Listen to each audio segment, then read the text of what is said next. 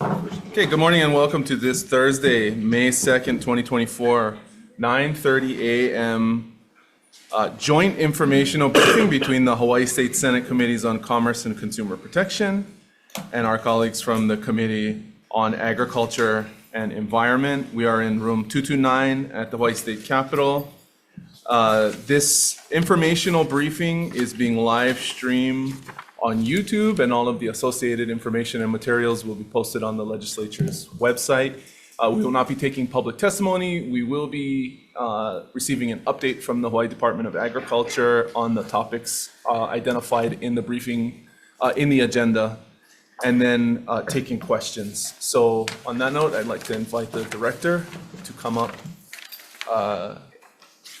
and provide a briefing. Good morning. Good morning. Good morning. Committee, members of the committee, Sharon Hurd, Department of Agriculture. The informational briefing on the Puno Carnival has expanded a little bit. I got an email yesterday that you might be looking for the plans for the LFA and CRB. Anyway. So we provided an outline yesterday, and the request would be that you brief us according to the outline. So if I might articulate it, because I don't see the materials in front of you. Oh. A presentation on the Department of Agriculture's action plan and work plan on Little Right. Fire Ant and CRB. All right. Thank you. And then an update on the status of the investigation around the Puno Carnival okay. incident. So A follow-up on your activities around enforcement against the bad actor nurseries that were referenced in the October briefing, including the one bad actor nursery identified in your February 23rd letter as being the source of the Puno Carnival infestation, and then a discussion about your rules and enforcement authority that have made acting on this issue challenging for the last year. Okay, so for the Puno Carnival incident, if I could start there, the incident command for that was. The request in the outline was that you start with a presentation on the action plan. Okay. We sent that out yesterday, and we have printed copies passed out this morning. Okay, you got it, thank you. And for that, I'm going to call on our Plant Pest Control Manager, Acting Manager Darcy Oishi. That is his action plan. If that's okay, he's in the room. Members, I believe the action plan signed April 29, 2024 is being distributed. Yes. Dated revised April 29th, 2024, Little Fire Ant Detection and Control Program. Good morning. Good morning, Senators. Darcy Oishi, Hawaii Department of Ag Plant Pest Control Branch, Acting Manager. So in order to enact the authorities empowered by HRS 141.3, we need a couple of elements. The first is a departmental approved response plan, which I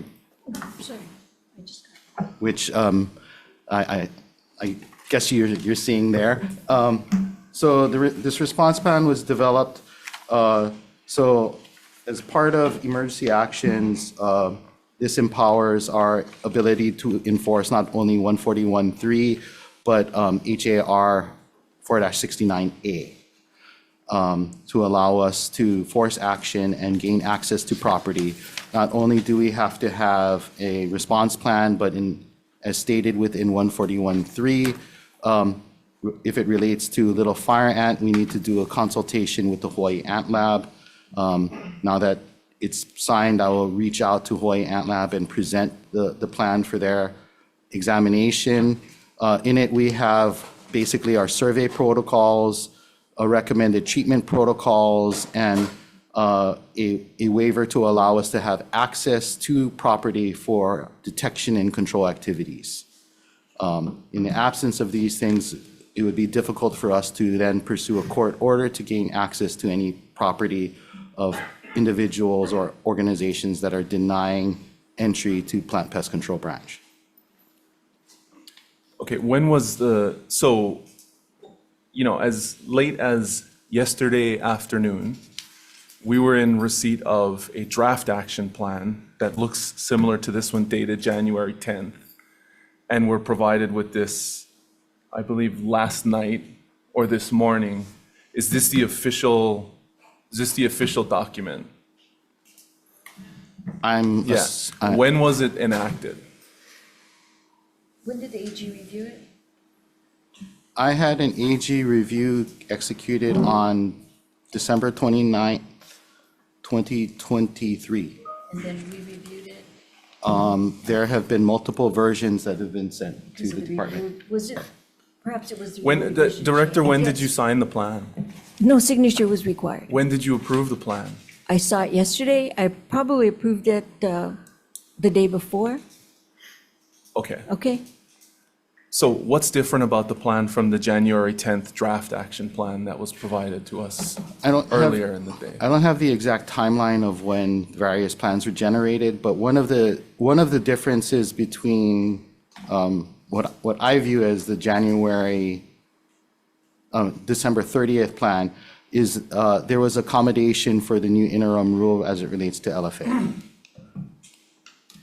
So the original plan was written without the powers granted by the interim rule, which would empower stop sale actions by the plant quarantine branch. And when did the interim rule take effect?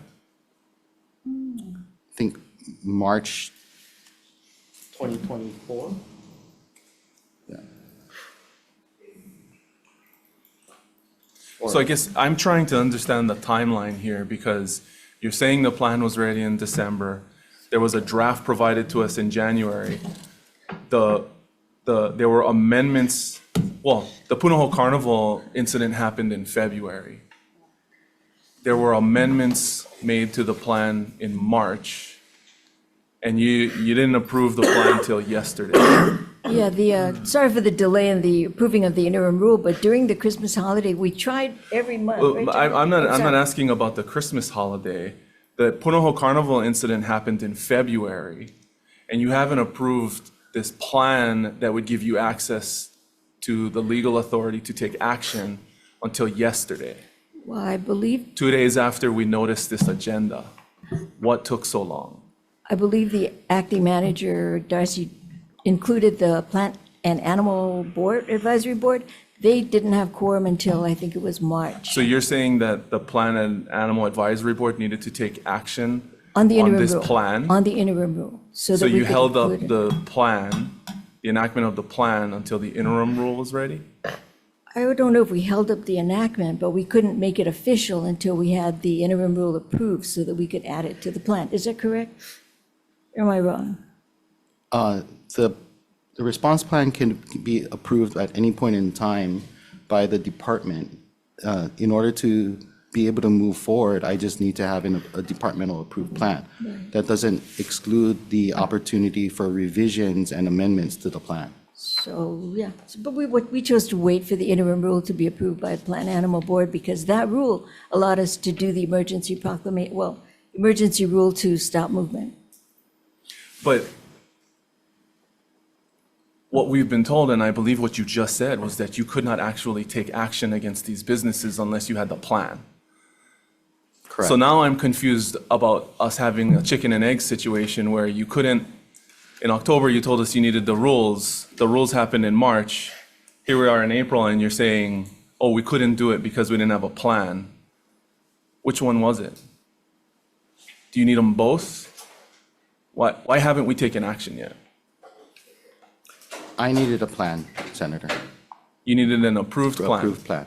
Okay, so why didn't we have an approved plan in March after the rules took effect? We were waiting for the Plant Animal Board to give us authority to go forward with the interim rule. Yeah, so the Well, we had interim rule that. passed in March. It's now May. Well, you know what, I'm sorry to say this, but we were swamped with legislative duties.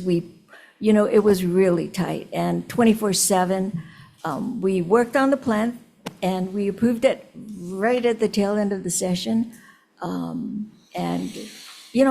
Would you have approved it if we didn't call this agenda? I don't know, we would have approved it. We're only now starting to attend to some of the matters that were pushed aside for a while. And, in fact, we saw this rule a couple times, went back and forth. We just had other things to do. But, this agenda, to answer your question, it prompted us to say, hey, where's that plan? Let's get it going. Well, Director, respectfully, the reason the agenda was put forward was because you wrote on April 23rd that you were not keeping treatment records of any of the cooperating nurseries who participated in the Puno Carnival event, and that you were not taking any action to require that the non-cooperative business participate. And the reasoning you gave was that there wasn't an official response program enacted yet. Well, the other reason was that, I'm going to defer to the incident command here, Darcy, but the other reason is that there was no LFA found. There were no findings of LFA at the Puno Carnival. Had there been findings, we probably would have taken further action and more rapidly. Director, on February 28th, 3 weeks after the incident, you wrote our committee, you stated that in order to conduct appropriate rapid response on Little Fire Ant, you advised that infested areas or businesses not attempt to treat infestations until the department was able to adequately delineate and map the total extent of the infestation. Suppressing an LFA population prematurely would make it extremely difficult to find ants and delineate the infestation site.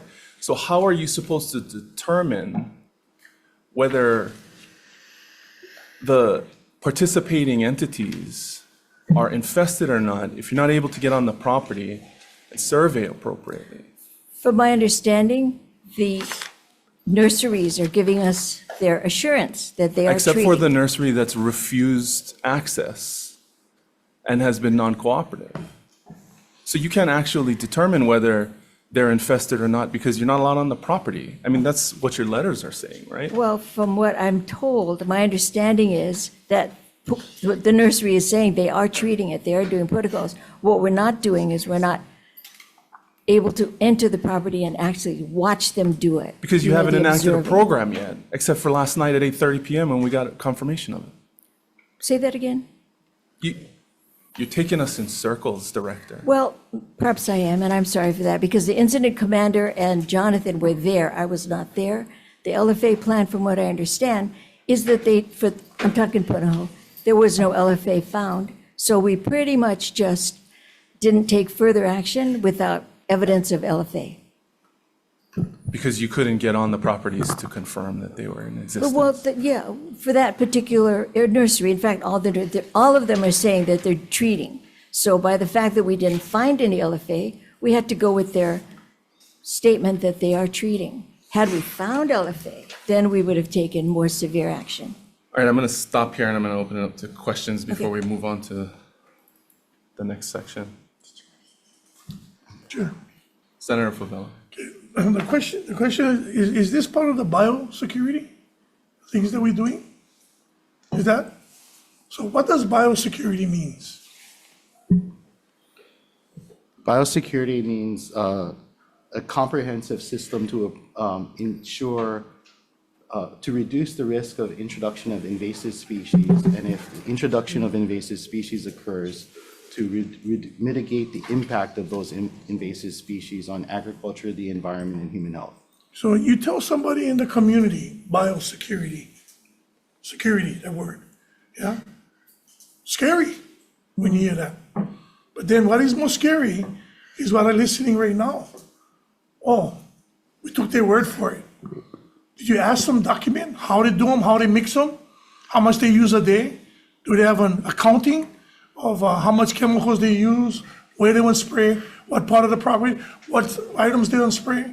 On inventory, maybe you cannot go over there and watch them spray, the ones that won't let you on, but the one that cannot let you on, did you guys go put up something on the site not to buy products from this guy? Don't use nothing from this landscaping or agriculture, whatever you guys call it. Did you guys put anything on your guys' site? This is biosecurity you're talking about. This guys is costing us, our families and farms, livelihoods. I don't care if we was in session and you guys was understaffed. You guys are getting paid to protect us. That's what it's called, biosecurity. So I just wanted to see if you knew. So you do know, but it's not. Session was going on with swamp. Let this thing continue to go on, infect the rest of the islands, but that's okay. It's not okay. It's not okay. If these guys are bad actors, where can I find out who they are, where they are, where they're selling, like what part of the island, all that stuff? Zero. You guys never need none of that to do enforcement to go on the property. You guys could have went on your site or could put it on one thing, say, hey, these guys didn't let us on, potential hazard, biohazard security.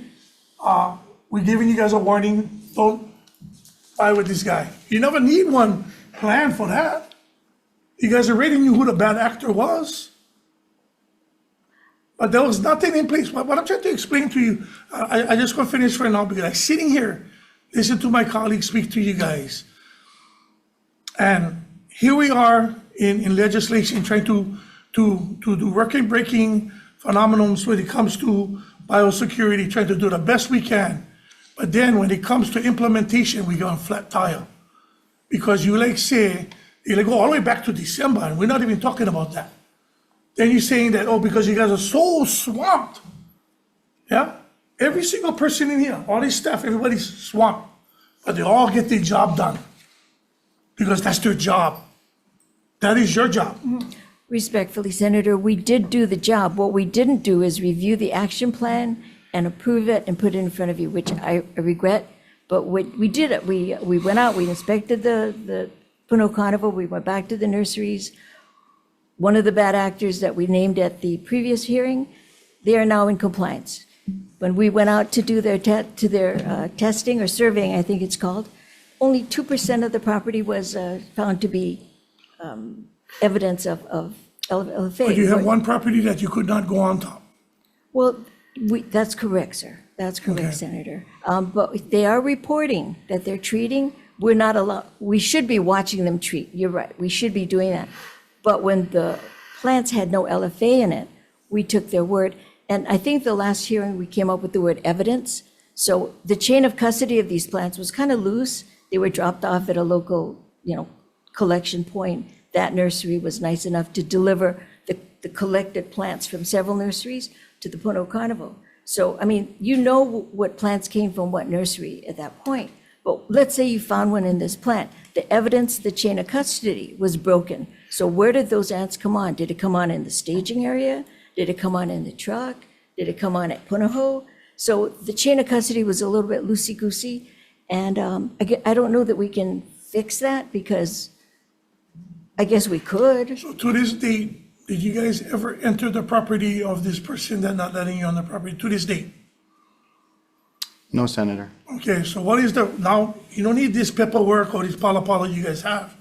What is the steps that you guys are going to go and let everybody know about this bad actor? Do we have to put it on social media? Do you guys have a website? Be careful, red ants could be from these guys, from whatever his farm or whatever.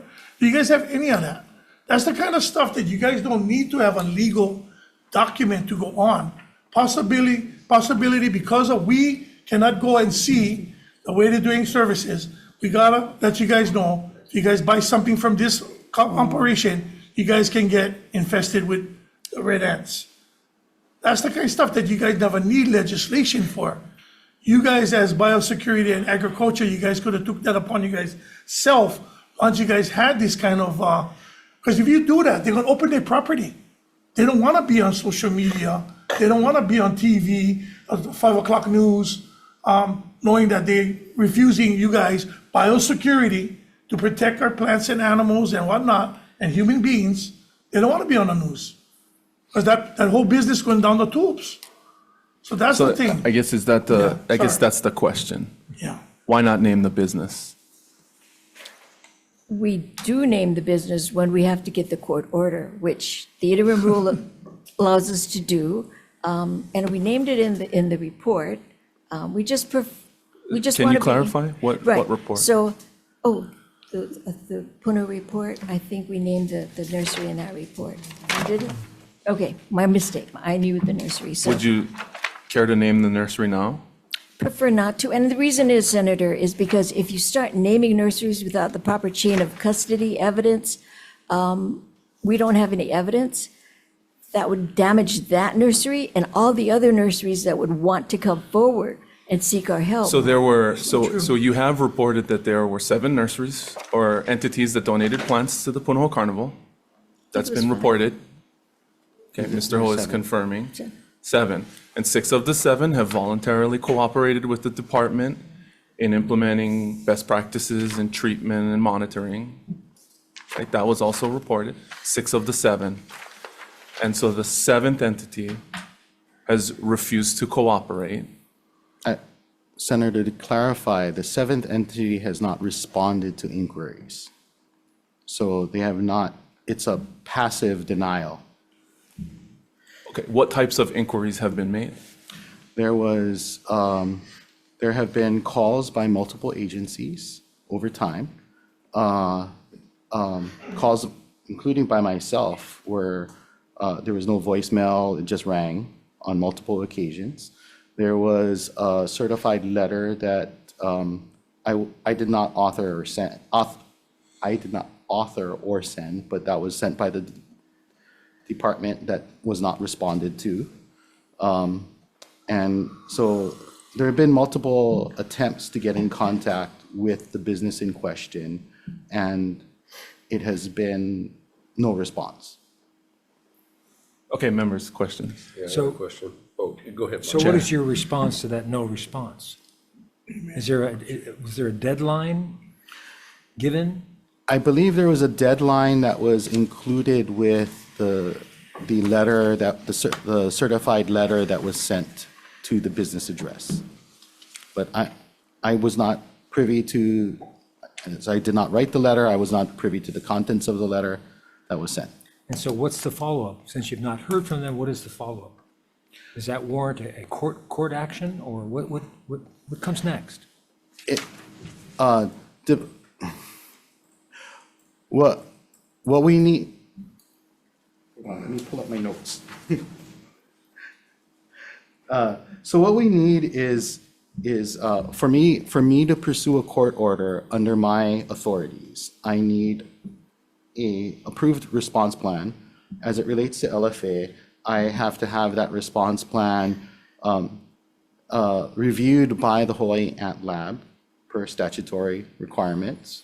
So that's 2 elements. We need to have documentation on our attempts to contact the business, which includes we have a authorization to enter property and a waiver of liability for treatment. And all of this gets presented at the time to the business or the residents. If they refuse to sign and deny entry, and we can then begin a process to go to the courts to get us to allow the court action to gain us entry to a property. So without the signed response plan, without the approved response plan, I don't have the ability to take things further. When was the letter sent? The certified letter? I do not know. When was the letter sent, Director? I don't know. Does anyone here, does Director Okada know when the letter was sent? Jonathan, do you know? Does, who sent the letter? Was it AG? I believe it, no, my AG had no awareness of the letter. I believed Deputy Kishida may have information on the letter. Oh, Okay, he stepped out, we'll get back. So there was a certified letter sent to this business. Director, that seems pretty important, and yet you just said that there was no need to check on this business. well, what I said was there was no detection of the LFA at the Puno Carnival, so we didn't really need to move forward with that particular investigation. So what was all the hubbub about in February then?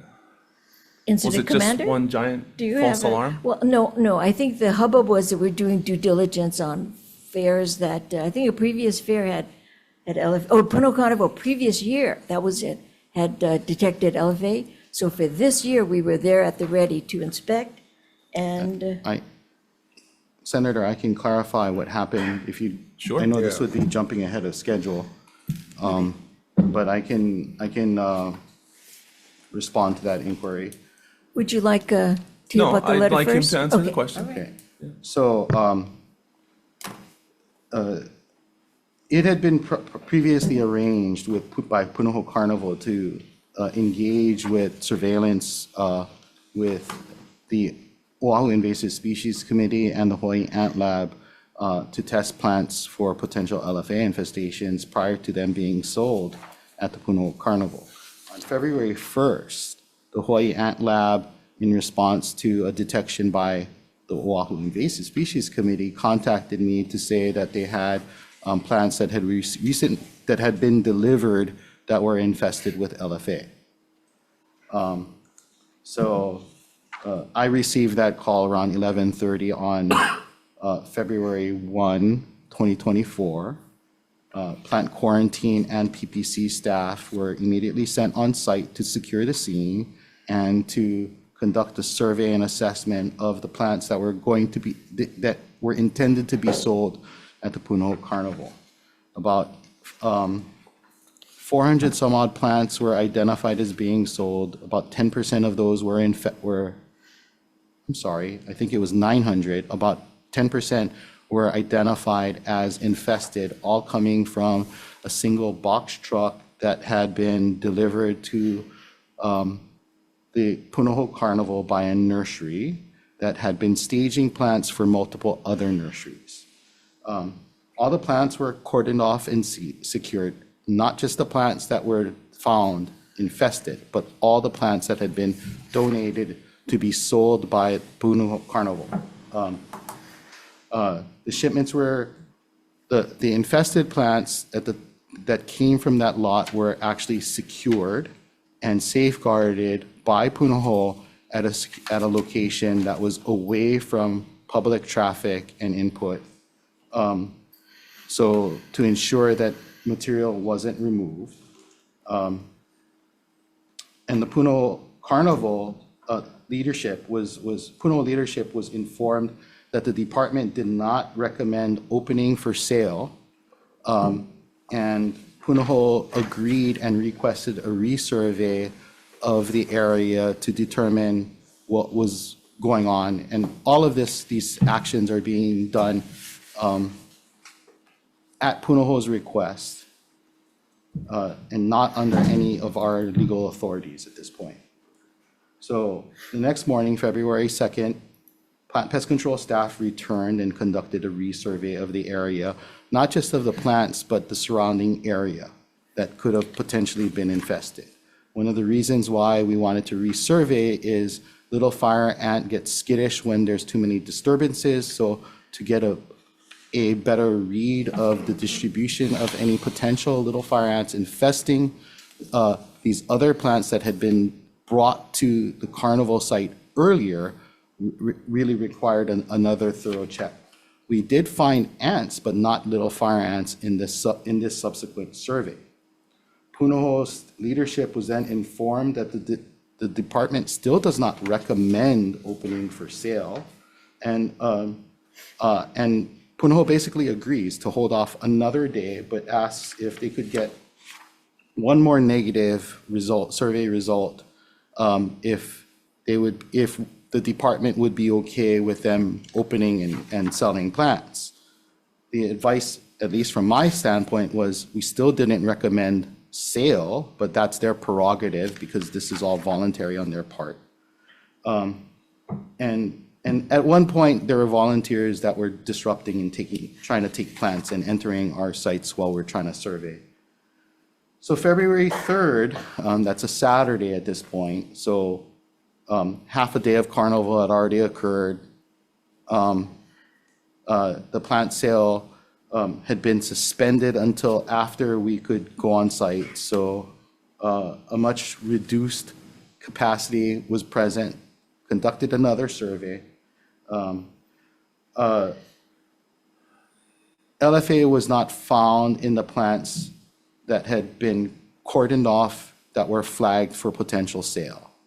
I also personally checked the plants that were being safeguarded, and there were signs of ant activity around that safeguarded area, which was a box truck sealed with plants and a 4x4 truck bed that had plants. So I had made recommendations on a potential pesticide treatment to create a barrier to prevent LFA from leaving the site, and to begin to mitigate that population in an effective manner.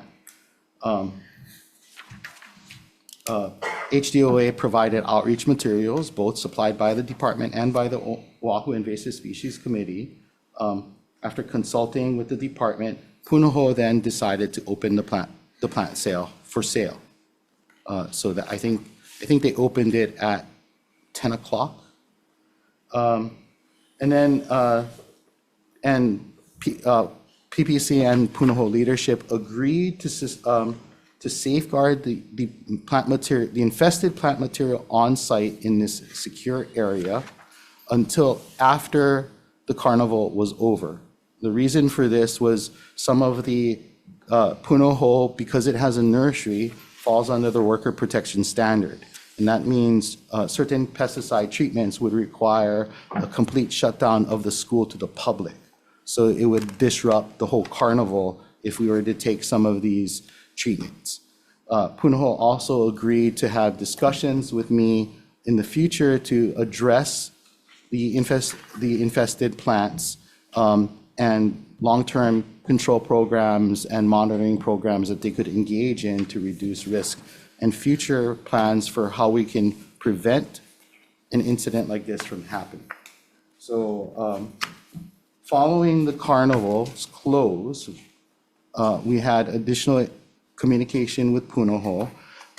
There had been indications at some point that leadership wanted to be able to utilize the plants. I recommended against that, and the Puno leadership ultimately decided to go with a treatment, the most aggressive form of treatment of plants that were infested.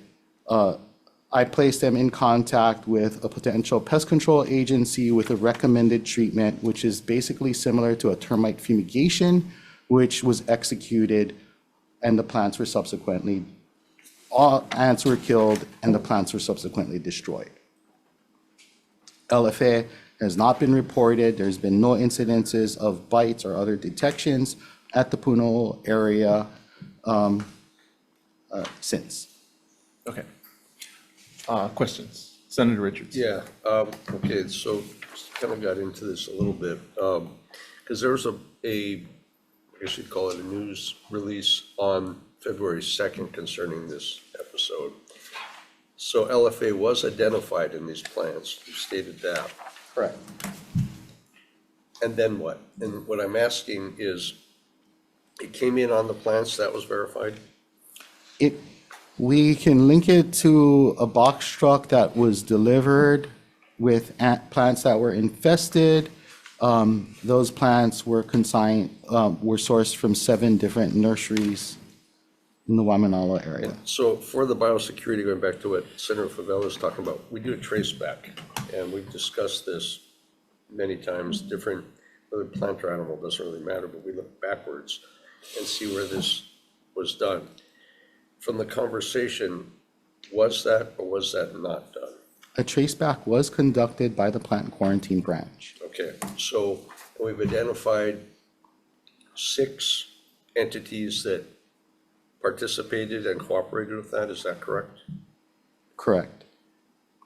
And the 7th is uncooperative, Unresponsive. unresponsive, okay? I'll use your word. Of the 6 that responded and cooperated, was any LFA found? To my knowledge, no. Okay, so then coming back, I guess, Director, we have a smoking gun. Why the delay? Why are we stopping this? Because from the livestock standpoint, you guys know I'm intimately involved with that. When we've had a problem with a disease, even though we didn't have the regulatory side ahead, DOA went to the livestock industry and said, if we do this, we will stave off a big problem. And so voluntarily, the cattlemen got on board and said, okay, we'll comply as if it were reportable at the time. Did we have a sit-down meeting with all 7 entities? No. Actually, Director, I'm looking at you. Actually, I had to look at the working guys, Okay. the guys that actually do the work. The answer is no. Is it because we had 6 that were cooperating and 1 wasn't? I won't speak for the manager, just a second.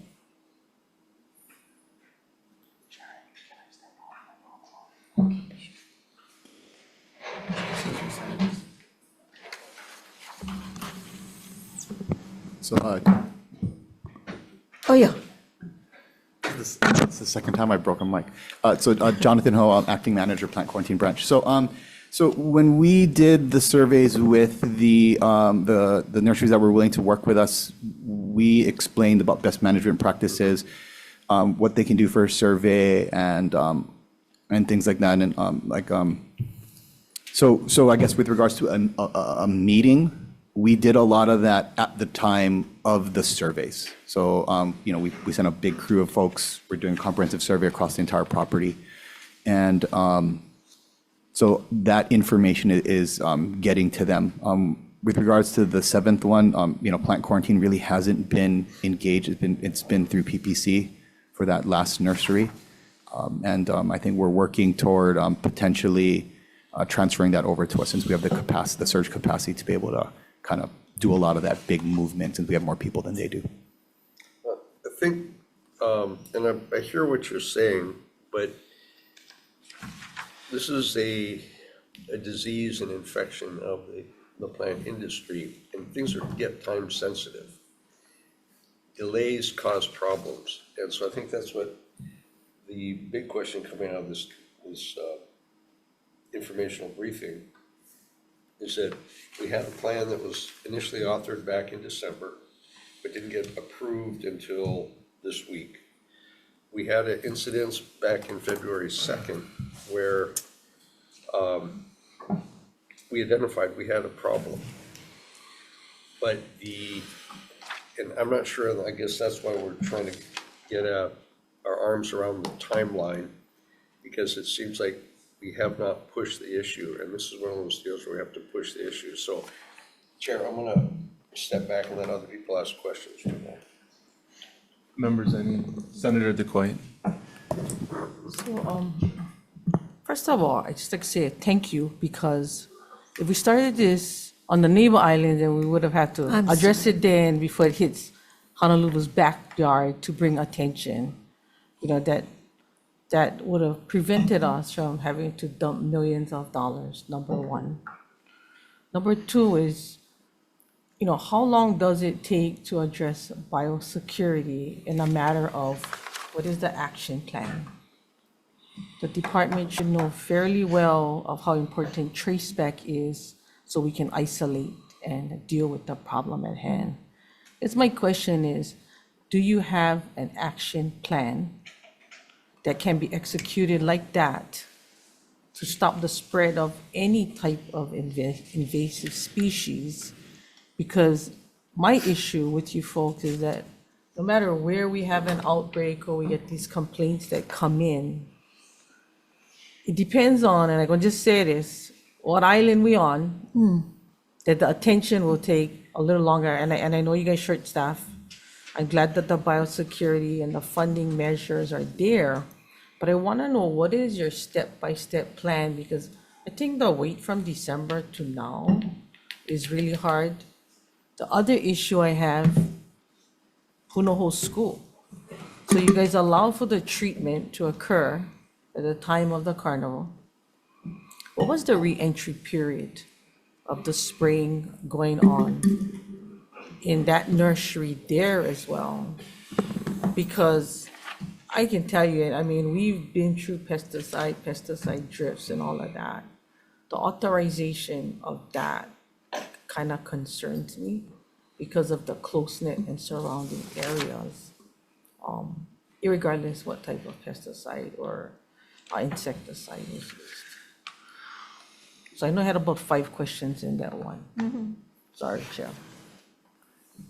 I can answer the reentry interval question. One of the products that was recommended as a recommended treatment would require a 12-hour reentry interval.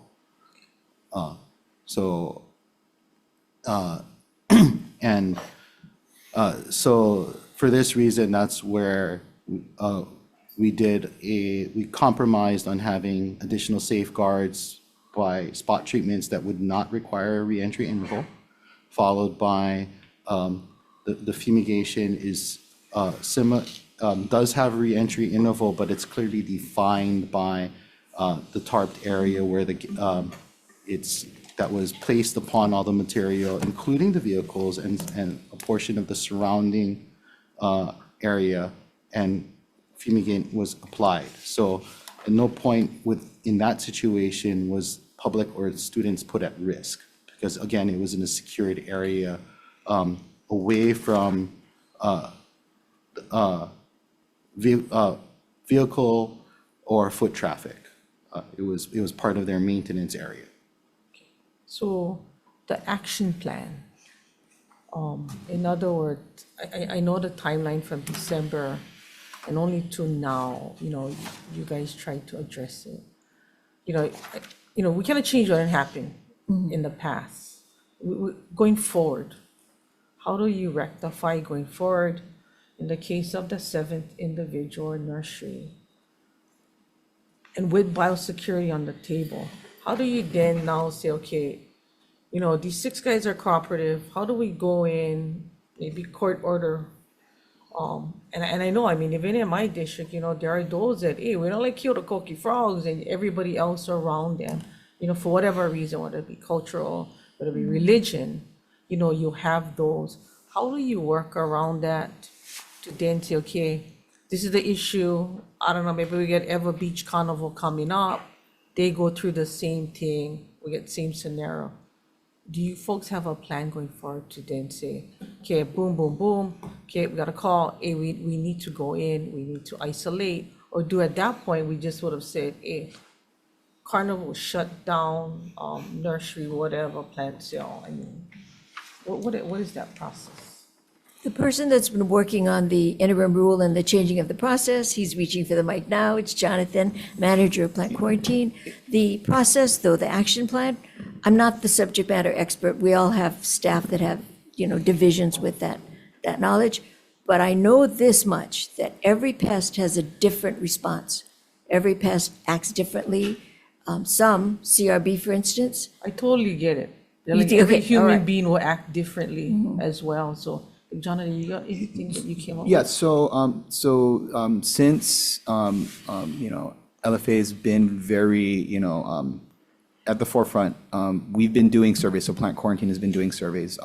So this year, I think we've done, I want to say 37 this year. I think we scheduled 39, we did 37. I think 2 we weren't able to get out due to weather, I think. So we're rescheduling them. Of those, I think we had about 7,800 samples.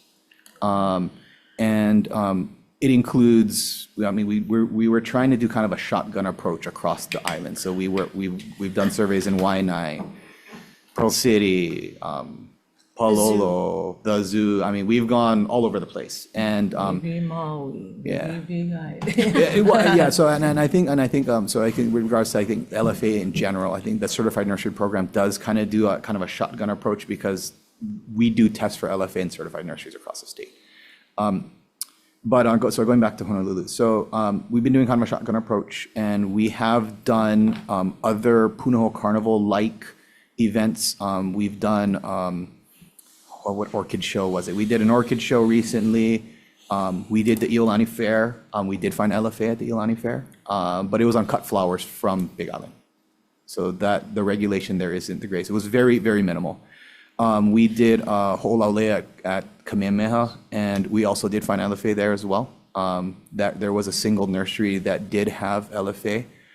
We did a survey with them, very, they must have just gotten it. Very, I want to say. So Jonathan, the bad actor, how you guys gonna fix that? So my understanding is you would use the legal process. So, yeah, but anyway, we're going out, we're going to do the surveys, we're going to work with these folks. And I think, obviously the department has used as Senator Favela said, that the threat of being outed.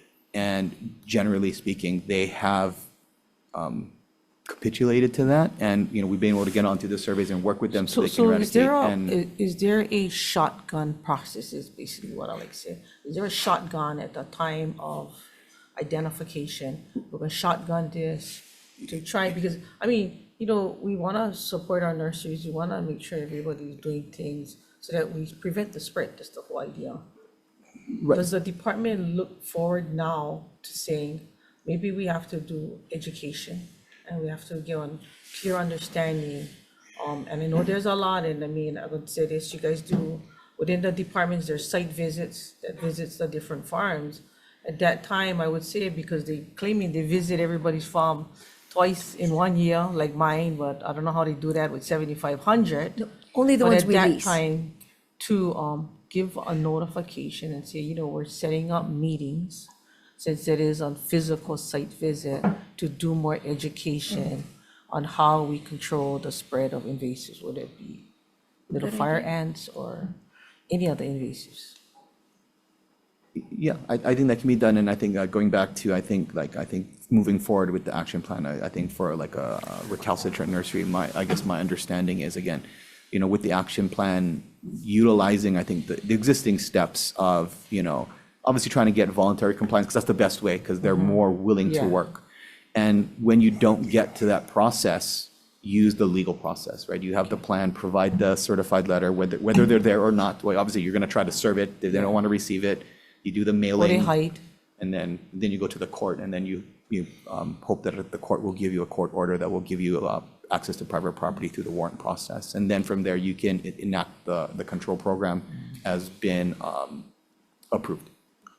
Okay, thank you, Chair. Before I recognize Senator Rhodes, is there an approved action plan for coconut rhinoceros beetle? Again, PPC, No, you're the director. You have to approve it. We just went through 20 minutes of this. I know. Is Okay, so there a plan or my- no? Right now, no. Okay, thank you. Senator Rhodes. All right, I admit to feeling a certain sense of deja vu, like maybe I've asked this same question before, or it's been asked already today, but it's still very unclear to me. I mean, this is a police power. We have the right as a state to police the laws of the state. Why is it, run me through again in real basic terms, why we can't already go onto these guys' property? This has to do with, we don't have a plan there's no underlying principle that says, hey, there's a danger to society here, we can go in? I will defer, there is a process, but the process is multi-step, and it does involve, I think, a newspaper article, but Jonathan, if you can help me with this? So, Senator, I think the issue is, the constitutional right to private property, right? We department or any enforcement agency cannot just enter private property, Sure, right? unless there's an exigent circumstance. Yeah, so, right, and I think the exigent, and I agree that, there's a fire, there's a snake and things like that. And I think, for example, plant quarantine, we do have a statute that's very clearly enables an exigent circumstance-like ability for prohibited animals. I'm not aware of that same standard being utilized, I think, generally for a pest. And it may very well be something that can be done. I mean, we would probably have to work with legal counsel on that. Tell me do you know what the HRS section is that you're talking about that allows you to go in for snakes or fires, but not for fire? 150A 6 point, I can get it for you. I can look on my phone, but yeah. Okay, so if it was something, so it's just gradations of emergency, I guess. So if there's a snake where we know there's not supposed to be snakes, you can go. Is that correct? Well, so, I mean, yeah, We're not supposed to have snakes at all, so anytime there's a snake. correct, yeah, so the idea is, so for example, if we were. So if I might just interject, on April 23rd, you sent in your letter on page 2 that the department does not have clear overt authority to ensure entering private property. The department, under a detailed control program created as specified under HRS 141-3.5, may enter any private property at reasonable times to maintain the pest control program after providing notice required under 141-3.6. If entry is refused, the department may apply for a warrant to enter the premises in the applicable district court. HRS 141-3.6. This is your letter, Director. So, okay, so then, but you're saying then that is that the same statute that you're talking about where it allows you, okay, so there's one where you have the authority to go after emergencies. So the prohibited animal one, we would, so in like an accident circumstance, right, you need like, good, I don't even know what the standard is, but like, we would need to see the snake. For example, like I'm walking by your house, I see the snake, I can enter the private property, for example. But if the next door neighbor saw the snake, No. so then what, then you have to. And then you would, again, it's a Issue warrant, from it's the a warrant, that's a warrant. Because, right, that's circumstantial, right? So you're telling me that you saw a snake, I didn't see the snake. So I'm not saying that that person is Okay, lying, I mean, I don't want to, but. just aside, it's still evidence, but, okay, so then Yeah, you could and get you would the, use that to get a search warrant, you could get the search warrant. if So- if that person is willing to go for a judge. Right, so, but you're saying that for little red fire ants, coconut rhinoceros beetles, whatever, that statute does not apply because it's not considered an emergency, it's a pest. Yeah, so the control and eradication statute has a very clear process, right? You try to gain access, they refuse, you provide them this plan, and then at that point, they have a predetermined amount of time to either comply or not, and then you can go to the court and get a warrant. Okay, so that's why we're talking about the plan. That is correct, for a control and eradication program. Okay, so, but it's, okay, so it still seems like it's sort of where on the emergency is it? I mean, little red fire ants, at least in my view, are an emergency. I mean, I don't know how, I suppose, well, yeah, that's probably Senator the Rhodes. subject of a bill. Yeah. If I may, having been the person that administers 141.3C and our authorities, please don't take acceptance as being happy with the constraints that I'm placed under. Okay, no, I'm just trying to figure, well, that's part of what I'm trying to figure out is whether we need a bill. I mean, sometimes things, unfortunately, sometimes things are our fault too, and we haven't passed the right legislation. So I guess the question is, well, the other question that comes to mind is, so we have the process, it just comes right back to the beginning, which is, why haven't we done anything? The delay is totally inexplicable to me under the circumstances.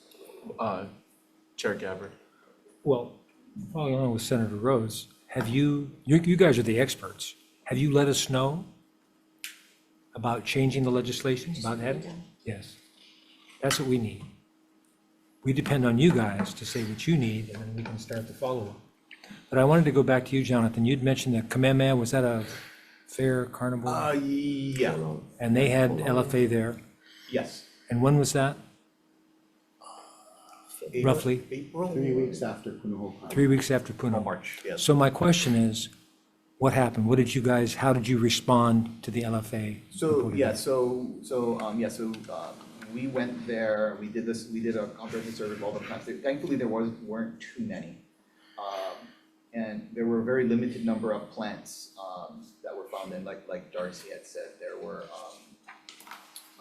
the movement does kind of impede, so like there was a lot of movement. So basically what ended up happening is when we found the ants, we quarantined all the associated material. Before they sold, we surveyed again what was or for sale. We didn't find anything. The plants that were quarantined, we were surveyed again, and they all happened to be from one nursery. We were really lucky from that stance. And then obviously we then worked with that nursery, and that was a nursery that we had never worked with before. They don't ship inter-island. They only do local sales. So Yeah, they let us on, we did a survey, and again, very, very limited amount, and it was kind of patchy, so they must have just gotten it. So they started treating, and we're scheduling to go back again. But yeah, they had no idea they had LFA, and I think it goes back to Senator DeCoit about, getting out that, making a much more comprehensive education program for these folks, especially the folks that we don't necessarily work with, which there are a lot. If you don't move anything inter-island or import, we really don't have a touch on those things right now. Thank you. Thanks, Chair. Senator Favela. A couple of things that, again, you guys are waiting for the people, all of these things, and you guys are sending unresponsive or whatever word you like use, or hiding, or, the guilty, or whatever we want to assume. Do you guys have access to drones in your department? We have access through cooperation with the University of Hawaii. They would be the drone pilots in that case. So, but we're in the process of purchasing a drone. So did you guys ask the University of Hawaii to have a drone fly over the property and take video? Like he said, the neighbor said, I seen fire ants or snake, gotta go on the property. But if you get drone footage showing, you never know. Even though you think the ants are small, drones are sophisticated today. And another thing, did you guys notify DCCA and the Better Business Bureau about this company? Or is any letter sent that they're not cooperating with you guys so that they can be on that list? There's a lot of things you guys can do to make this person cooperate. Are there foreign importers? Are they a foreign company? Are they locally based? Are they locally owned? Is it a generation of family? Somebody gotta know who, what, when, where, why to go over there and push the button to let you guys in. But are you guys exhausting all of this? It doesn't seem that you guys are. Sending one letter and not being sent is just like return to sender. Elvis Presley singing a song. Bottom line is, how are you guys going about to enforce this? You guys are not listening to the part that I want to ask you guys about biosecurity. Same with Senator Rhodes, the rest of my colleagues. Biosecurity, that's like, number one. But then, snakes, on fire, whatever, hearsay. If all the places you guys went and surveyed, and all of them no more, a process of elimination, that's the person. And I heard they're not even a nursery, I heard they're a landscaping company. If they're a landscaping company, how dangerous it is that they're going around and laying grass and landscaping other communities. And then now we victim because we never know. I put grass in my yard, I never know these guys had fire ants problem. Now I get them in Ever Beach. You guys see the big picture of the problem that you guys are saying, you need this, you need that, you need this. You can't do everything exterior to make them comply. But did you guys as an agency even exhaust that? See what I mean? Because you guys even with DLNR, right? Department of Natural Land, even there, how come they're not involved with you guys enforcing this? It's to natural resources. Fire ants is a threat to our natural resources. You see what I'm saying? You guys get the guys cooperate, but then the guys, you don't think this guy who have his landscaping company don't know the law? That's why he's not responding. That's the word you guys using. So anybody ever went to the property and try even give him physically? Wait till he come out of his driveway? Excuse me, sir, you're served. There's all kinds of ways of doing it. It's just how you want to do it. The part that is really disturbing for me, Director, and I'm going to come back with this and I'm going to end with this. When you're telling me how busy you guys are, now imagine all of these senators right here, all these guys right here, we would tell our constituents, we couldn't get any CIPs, we couldn't get anything done this year because we were so overwhelmed. You think our constituents would buy that? So we ain't buying it too. Thank you, Chair. Director, can you confirm again when the certified letter was sent? I'm sorry, I cannot. Do you? I'll have to get back to you, I can't remember. But there was in fact a certified letter sent Yes, sir. Much before Puno Carnival, though. before Puno Carnival. The letters weren't tied to the carnival. But it was to the same entity, and it was the same landscaper. You know, the problem that I have is it seems like a serious misallocation of resources at this point, when we've gone through this entire recitation of all the actions that were done to follow up on the infestation. But then when it comes to the one smoking gun actor, there's been virtually nothing done, and the trail goes cold. And then you sit here and say, oh, our conclusion is that there was no evidence of infestation because you stopped the search right where the smoke leads. Why go through all of this other work that when it seems like the one area that you need to be focusing on, there's nothing happening? Doesn't that seem like a misallocation of resources?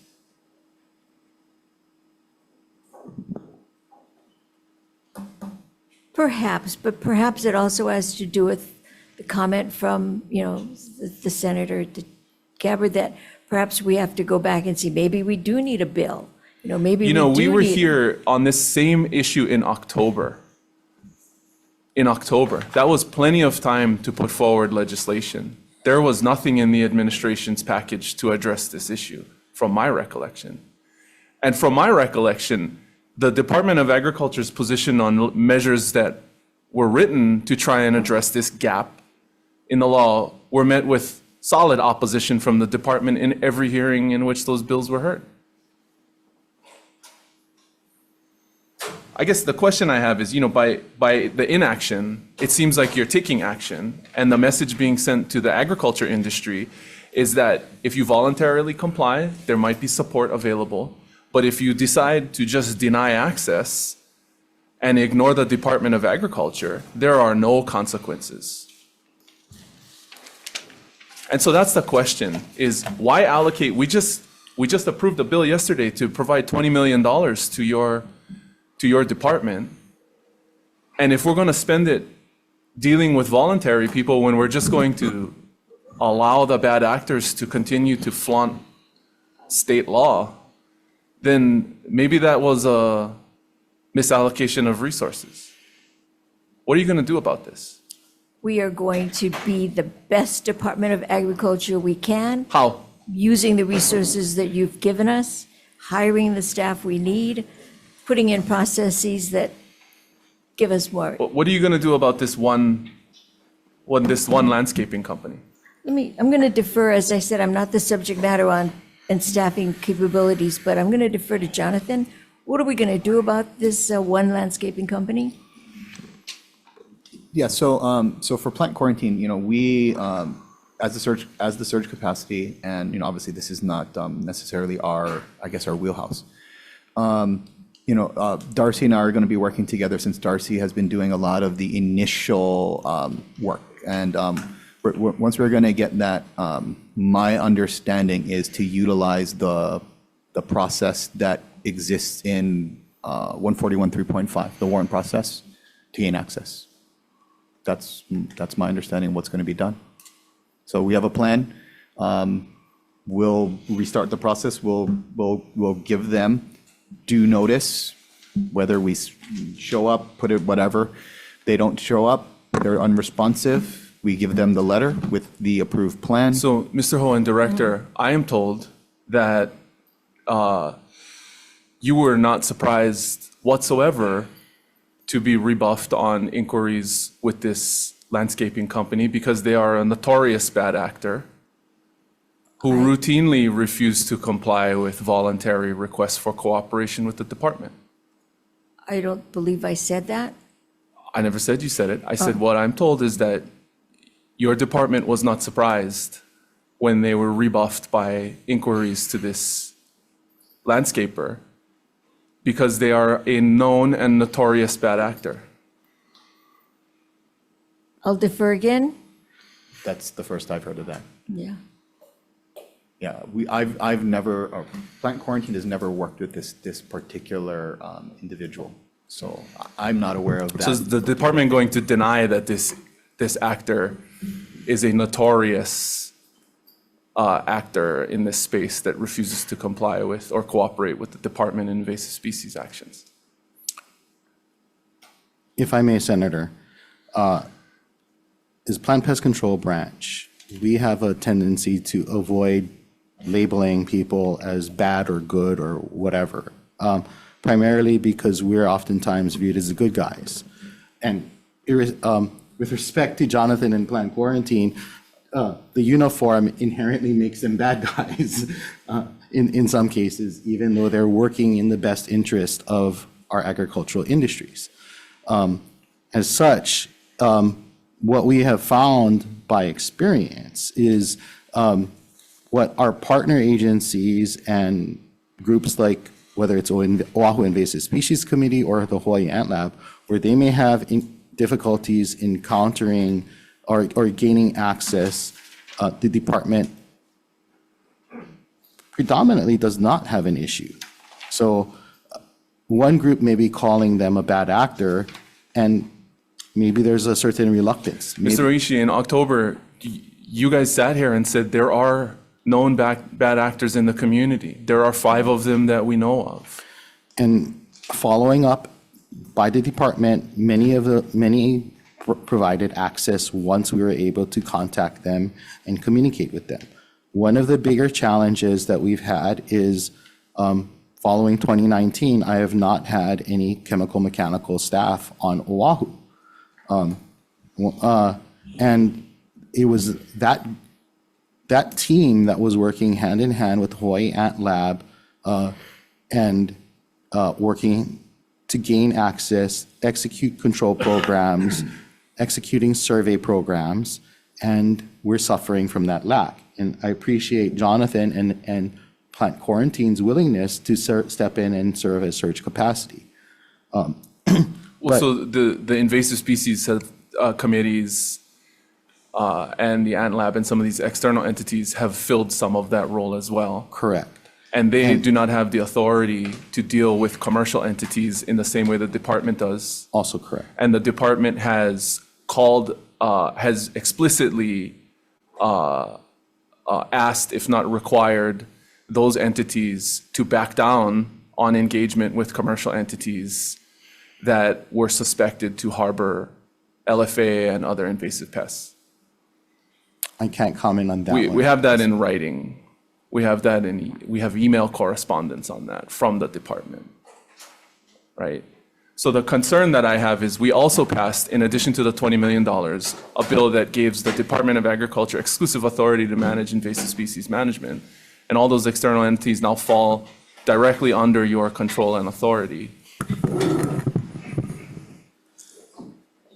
So in the case of this 7th entity from the Puno Carnival, if the external entities are no longer allowed by you to take any sort of action, and you're not going to take any action, then again, the policy is, we're going to take action if you want us to, and if you don't care and you tell us to go away or we ignore you, there are no consequences.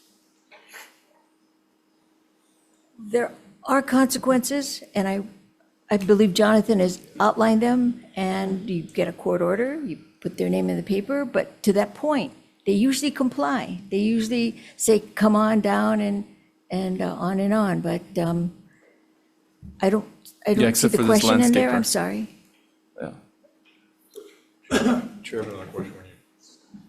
I think I got to go Senator Richards and then Senator Rhodes, and acknowledge the presence of Senator McKelvey and Lee if they want questions afterward.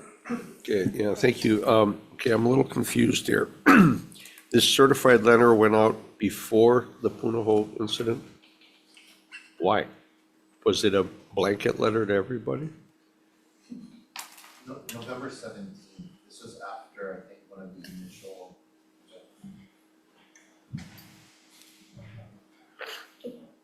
I sent out 5 letters in response to being notified of. You gotta- I'm you sorry, gotta identify yourself. Dexter Kishida, Deputy at Department of Ag. Sent out 5 letters to 5 businesses that were identified as, what were categorized as the bad actors, that initial group. And 4 of them quickly responded and were handed over to our team to follow up with. One of them, there was no additional response. Luckily, after further investigation, my PPC manager was able to find out that the landowner, there was just quite some murky waters in identifying landowner, et cetera. The letters were a reaction to the fact that we needed to have movement on something. With full realization that we needed some kind of contact to get this conversation if they're not going to respond to our phone call or email. So, and So what this was in November. And then, so it was in November. There's more smoke in this gun. Okay, thank you. Gun is on fire. Senator Rhodes. Thanks. So, and then there's some dispute about what bad actors means, but how bad of an actor are we talking about? Is it just ignoring you, or are they actually being, what's the word I'm looking for? Are Only they, selling infested products, that was the. Negligent. no, in terms of like how they're treating Department of Agriculture staff, are they hostile? Are they just ignoring it, or just ignoring your inquiries? Sometimes, there's certainly cases where there's been quite a bit of hostility on the part of people who the law is being enforced against, and I was just curious whether this is are we in that situation, or is it more just, we're going to ignore you until you go away? I believe it's been more ignoring.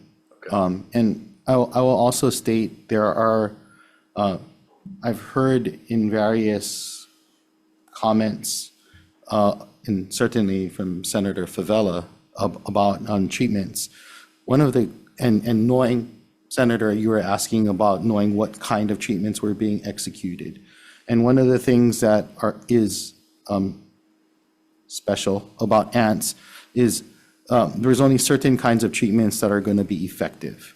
I can kill workers very easily, but killing the queen is what is the meaningful action.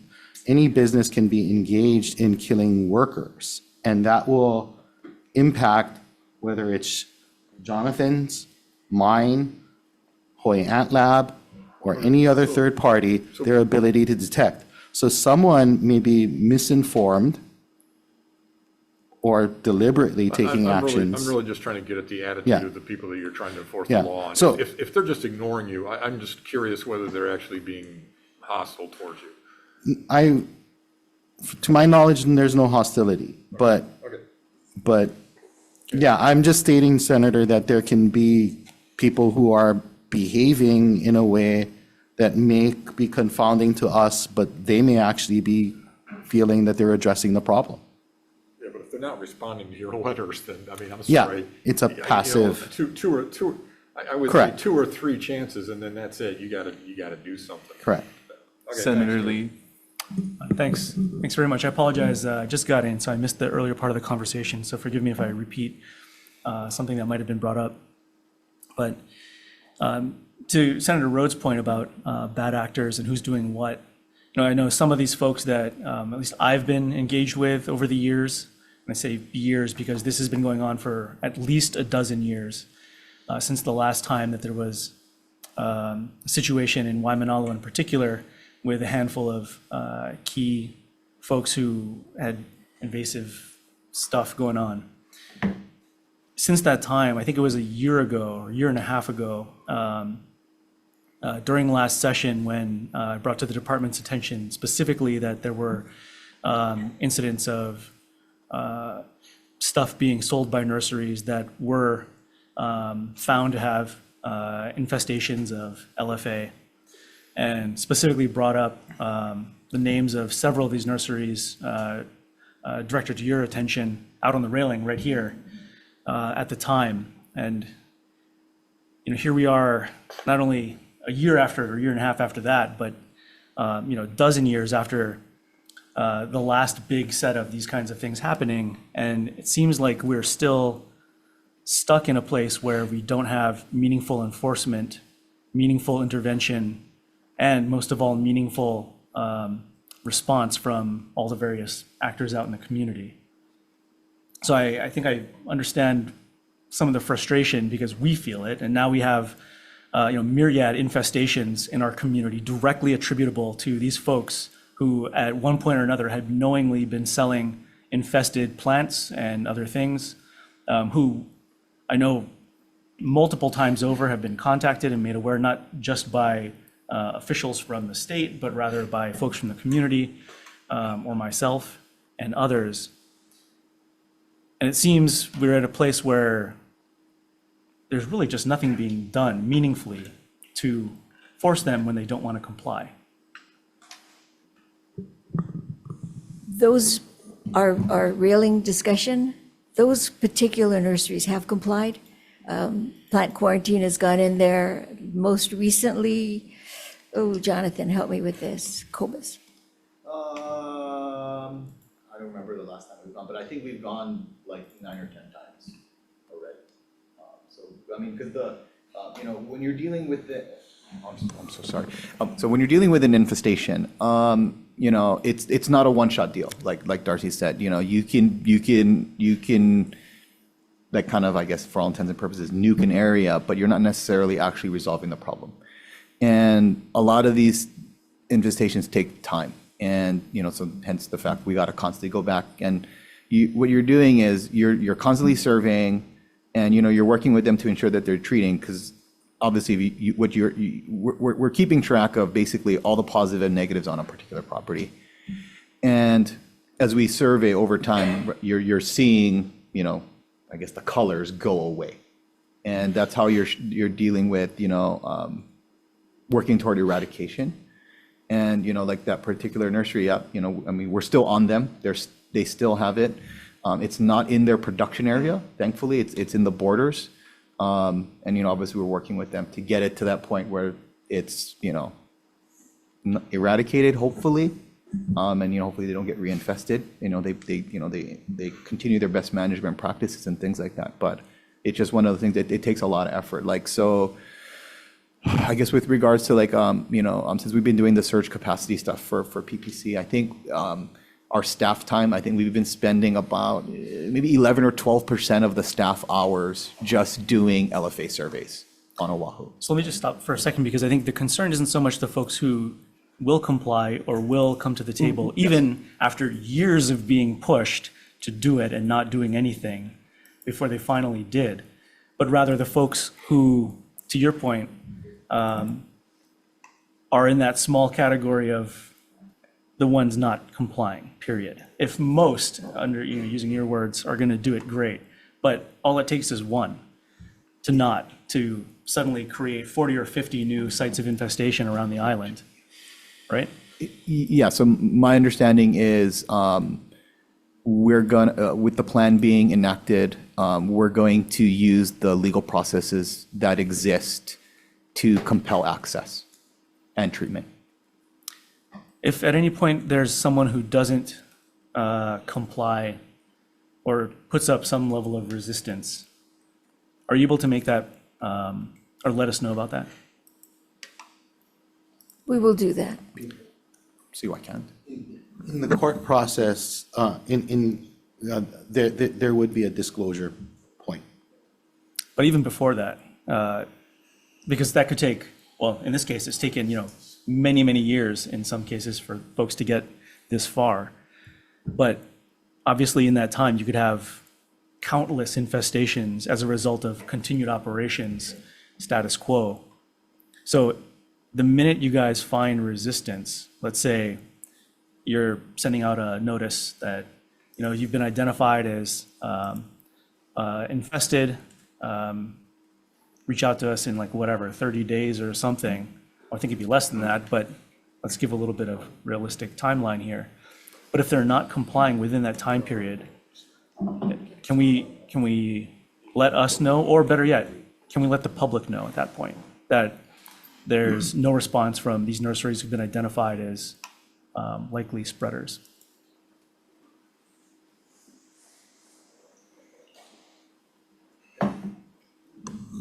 So I guess with regards to the notice, and I guess the idea of, reasonable suspicion, and I guess putting people on blast because of that, I think we'd have to work on that. I think from the standpoint of accusing somebody of possibly having, whatever it is, I don't know about how that would work potentially from liability. Could we say, I guess, they didn't allow access? I mean, that's a fact, right? I mean, that's not necessarily defamatory, I guess, from that standpoint. And I think, obviously, coming up with a procedure with regards to how to implement those particular measures once you get to that, that recalcitrant landowner, like in this particular instance. And I think, with the plan in place and the fact that, there's a very clear path toward getting a court warrant and, or a court order, and a court order obviously being a public document, there's, can't do anything about that. I think, as Senator Favela said, there's a huge incentive to comply at that point. And I think it's unfortunate that we didn't get to that earlier, I think, in this instance. If I'm not mistaken, there were measures this year that would have allowed a faster process than having to go to the courts to be able to get on property. Did you guys happen to testify on any of those? I don't recall that. So What I know what you're talking about. I'm just trying to remember if there was, I believe, okay, I take that back. I believe you are correct. There were two measures, I believe, that did have a way that could have, I guess, sped up access to our property. That is correct. And I think one passed, wasn't that Senate Bill 572, the emergency biosecurity bill? Yeah, the bill that Senator Lee is talking about are the ones with the licensing. Okay. The licensing is I believe is the way that the. But the access 572 would have- kind of provided the rules that would have been under, I forgot the. So I guess what I'm getting at is, as we go forward from this point, the going through the whole process as we have has been quite slow, and clearly there's been a lot of spread. Can we work with the department, and can the department support a faster process than having to go through all the traditional hoops it has I been? think I understand what you're saying, Senator Lee. Respectfully, I'm sorry. One of the things that we're doing right now, we're trying to do is write MOUs with the city and county, because a lot of the outbreaks might be on city and county property, golf courses, the zoo. We had to get a special authority to get onto the zoo property. So the delay is sometimes right of entry. So we're working on the MOUs to allow us to enter the property, because like with CRB, it comes out at night. And so while we can't enter, let's say, public parks at any time that the public is allowed, the CRB comes out at night when the park is closed. So that's the kind of rapid response that I think we were working on, to have that MOU, to have the right of entry that we can get on real quickly. Is that what you're talking about? I raised that because some of the measures this year and some of the discussions contemplated for changing law would allow you that right of entry in a much simpler, straightforward way than having to go through all these processes, set up MOUs, do this and that, and every time sort of reactive, but this would be a proactive process. So for next year, can the department come up with legislation that would allow that universal access so that we don't end up in the same situation again and again and again, and always on the back end of having to clean up the mess after it's already out there? It's a good idea. Do we need to come up with a bill? I have to consult with the deputy AG can we tell the counties do we have access? Does the state have access to the counties, private residences, things like that? And we'll address that. We'll address that. Okay, I'll pause for now. Thank you, Chair. So there's no restriction or prohibition on you from announcing the locations in which you've identified an infestation and are conducting an investigation, right? There's no restriction. You reported the Puno Carnival. Well, right now, there's a website that detects, it maps it out. We're working on, thanks to the legislature. But there's no restriction on you reporting to the public that there's an infestation here. What? No, come on. One of you guys can. Yeah, I don't know about restriction. When it's an enforcement, can, oh, sorry. yeah. Carol Okada, Acting Good morning. Plant Administrator. Normally, when it triggers an investigation, we cannot release the information until the case is closed. So I So what think, about in the Puno Carnival situation? it depended on what happened with plant pest control. I don't believe it does, but then. So there's nothing stopping you but from if it- naming but then the if it location or the comes- site of an infestation? Yeah. Okay, so that's why you were able to name Puno as an infestation. You were able to name earlier Iolani and Kamehameha schools. Right. So there's nothing stopping you. It's just within your own discretion to withhold the identification of the 5 bad Well, actors again, in I think October. you're the one that schooled me on the fact that we need evidence in order to avoid litigation. If we say, I bought this plant, what was the chain of custody of the plant? At what point in time did this plant get infested? Could have been in my backyard. Well, so I'm just asking whether, to your knowledge, there's any prohibition on announcing, or this is just something that you have determined within your own discretion that you can withhold once you have identified that a location or an event or an operator on their site is infested, and you are in the process of either voluntarily cooperating with them on a response, or whether you are in the process of going through all of these processes to force them to comply, to force them to cooperate. We did announce when we find, like at public places like the Yeah. Puno Carnival, I think deeper than that would require more evidence before we name people because of litigation, because we could hurt them commercially, So you're working on so that's why you withheld the 5 bad actors in October. And then, so since then, all 5 of them have come into compliance and you've begun to work with them. Okay, Okay, I should verbally say yes. yeah, and they're all on different islands, so you've been doing outreach on the, Are they on different islands? only one Oh, is. on Maui, one's on Maui. so one on Maui and then the other 4 are on Oahu. Is that right? Yeah. And we know that there are a number of them that are in Waimanalo. One of them is Koba's, as you just Is said. that whisper? And then Pulani Landscaping, that's the other one, right? We talked about a landscaping company. That's the Punaho one. Okay. That you are not able to gain cooperation with at this point. Unresponsive. Unresponsive, uncooperative, unresponsive. Okay, so how hard was that when you have an uncooperative actor? When you have locations where you know that you have confirmed incidences, how hard is it to just announce it publicly? Well, do we have a confirmed incidence? We just went through this. We just went through this. There was a confirmed incident. They found fire ant on the box truck. We have ants that were found to be infesting material from 7 nurseries. Were we able to concretely tie those plants definitively to any particular location? No. Right. Yeah. So it's just within your own discretion to take direct action against the business to force them into compliance or to just announce them. I don't know, discretion, maybe we follow the process.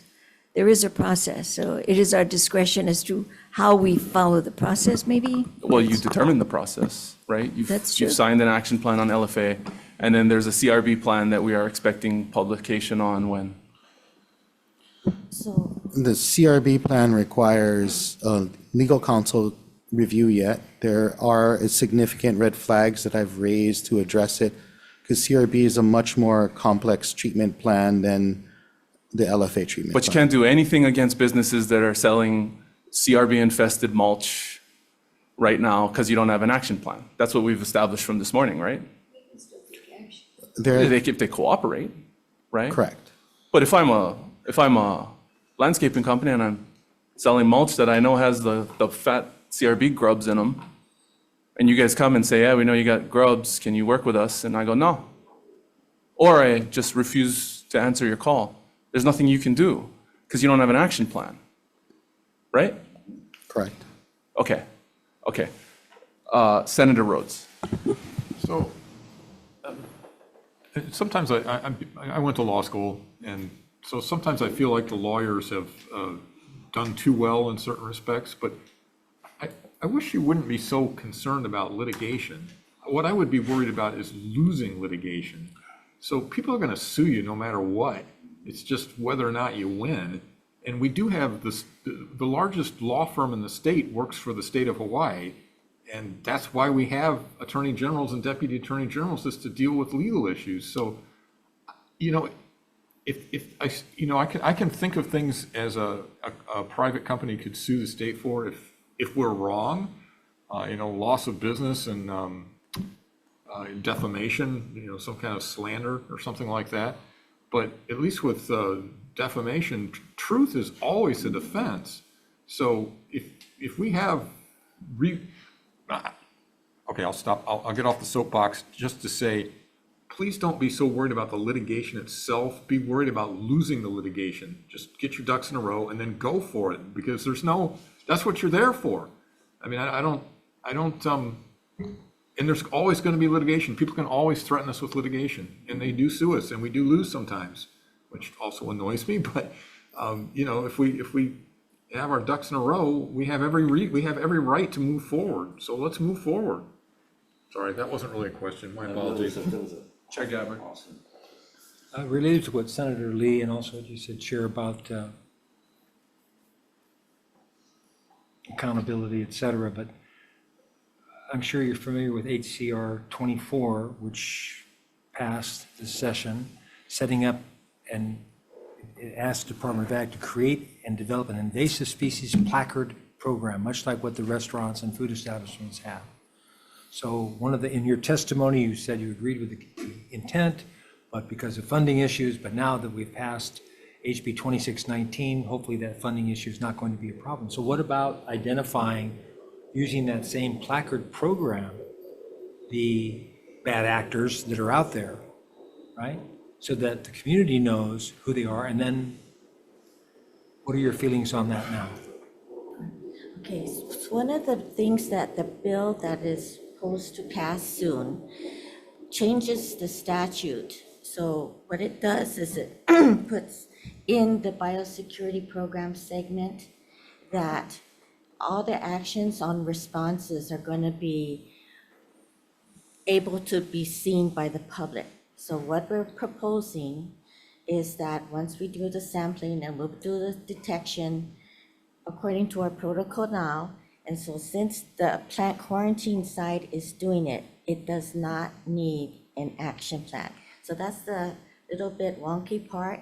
It's the difference between one branch, what authorities they have, and then the plant quarantine and what authorities they have.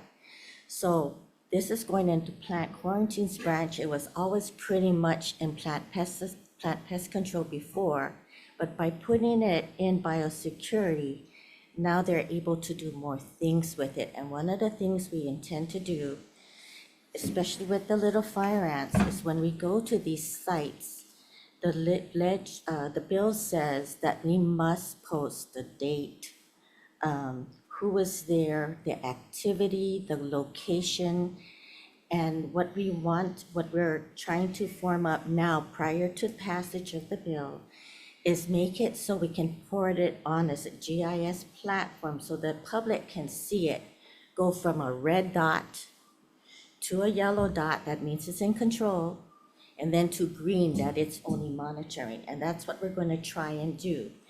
Now, as we do that, right now it's only envisioned for little fire ant, but we can certainly go towards different means. So what the bill does, it does not limit us to little fire ant. And as far as the last one that we have been, there was avoidance or something, we're formally gonna change it from staying at plant pest control to plant quarantine. We're just waiting for whatever information, whatever he has worked on already to transfer. So as it goes towards court, we're ready. Plant quarantine is then ready. So like they said, because we have the badge and we have the interim rule now in place, we can put a quarantine on them. So it's pretty much like the prior one, which they voluntarily stopped sale because we talked to them and they're currently in compliance. Right now, because of the interim rule, they're removing the large trees that are very difficult to control, the little fire ants. So this is the last part of the property that really needs work on. And so the last time I heard that they were removing the trees already. So once they're gone, it's easy just to put the chemical, whatever required, into the ground, and then that should be it for that nursery, that landscaper. Okay, thank you, Carol. So what I'm saying is that for the general public, they will be able to know, They will see it. It's They'll be able gonna to see There'll be that red- somehow, we haven't figured that out, but it's gonna be attached to our webpage. okay, And then because we're dealing with residences as well as agricultural areas, we're going to identify them by a number. We'll put it on a map, but we'll identify them by a number so that we cannot reveal residential names and addresses. That is part of 92F, I believe. And so they can find through that number, we can tell them positive, negative, where they are on it. But I can tell that if you put something on the net, it's on the internet, it's very easy to be able to say which is bad and which is good. We've had two sources of funding to be able to do this. One is through this very generous bill, but the other one will take it directly to the nurseries and floriculture businesses, and that's through the congressional one, where we can start once we get USDA to approve the plan. So all this, there was one incident where I asked Lab to step back, and that's because we're currently applying chemical, and there was a fear that we're gonna get slammed again with breach of label requirements, because you can't spray on top of each other unless it's clearly approved by pesticides. So as we go into these residential areas, park areas, we're going to probably use that little fire ant money for the use of pest control operators. If they're in the homes of these windward residences, we do not want to be the ones to treat. We're going to hire professionals because you have elderly, you have people, you have pets, you have children. So we're going to do with the professionals for those areas. For the agriculture areas that normally use pesticides, that part of that law states they have to inform the pesticides branch so that they can perform randoms, not only during the time of the spray, but afterwards to check the residue to make sure everything is being done safely and according to label, federal and state regulations. So there's things that the legislature has put in. We're going to be reporting back. I'm trying to see if we can do this quarterly progress report that we can share with you. And then another one prior to ledge would be the second quarterly.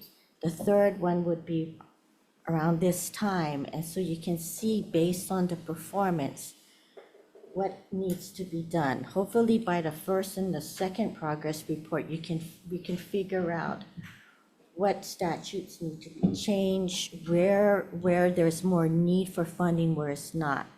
So for for the, like I said, most of the money will be tied with our contracts and things, but, and the subsidies of these agricultural producers, if they're willing to cooperate with us, then the chemical will be subsidized. So to be clear, I have a community meeting coming up soon, and one of my constituents asked this question. I'll be able to go to your website, and I'll be able, if I want to go to a nursery, and if it says red there, that means that that invasive species were picked up at that nursery. And until there's a green light there, it's, That's for little fire ant. Yes, it's specific to a pest. So there's multiple things going on. Part of that other bill says for a system approach for pest management. That will be for agricultural producers, but plant quarantine will go in, just like we do for little fire ant, take a GPS for every 20 feet. But for the nursery one, collect all the different invasive species, not just the one or two, but all. And then we'll get it identified, and then we can start getting a control program activated. Same thing, if they're willing to let us come in, we can subsidize the chemical cost. thank you, Karen. Can I just interject? You know, again, what you've laid out is a very detailed, intentional, comprehensive plan to deal with the good actors. And you've spent almost no time, effort, or energy on how to deal aggressively with the bad actors when we have a literal smoking gun here in the Puno Carnival incident that appears to be the source of most of the spread. And the guy is still operating every day, putting sod in people's backyards in Kailua and Kahala and who knows where else around the island. You just said earlier that they can raid the sod before they go install it. And maybe the queen and all the workers are still inside the grass. And it's not a potted plant you can dunk in raid if you wanted to take action yourself in your kitchen. It's literally going in your backyard in the ground. So that's the troubling part, is your plan for how to deal with the good actors sounds great to me. There's zero detail at all on how to be the bad cop. You guys have spent all of your time, effort, and energy on how to be the good cop.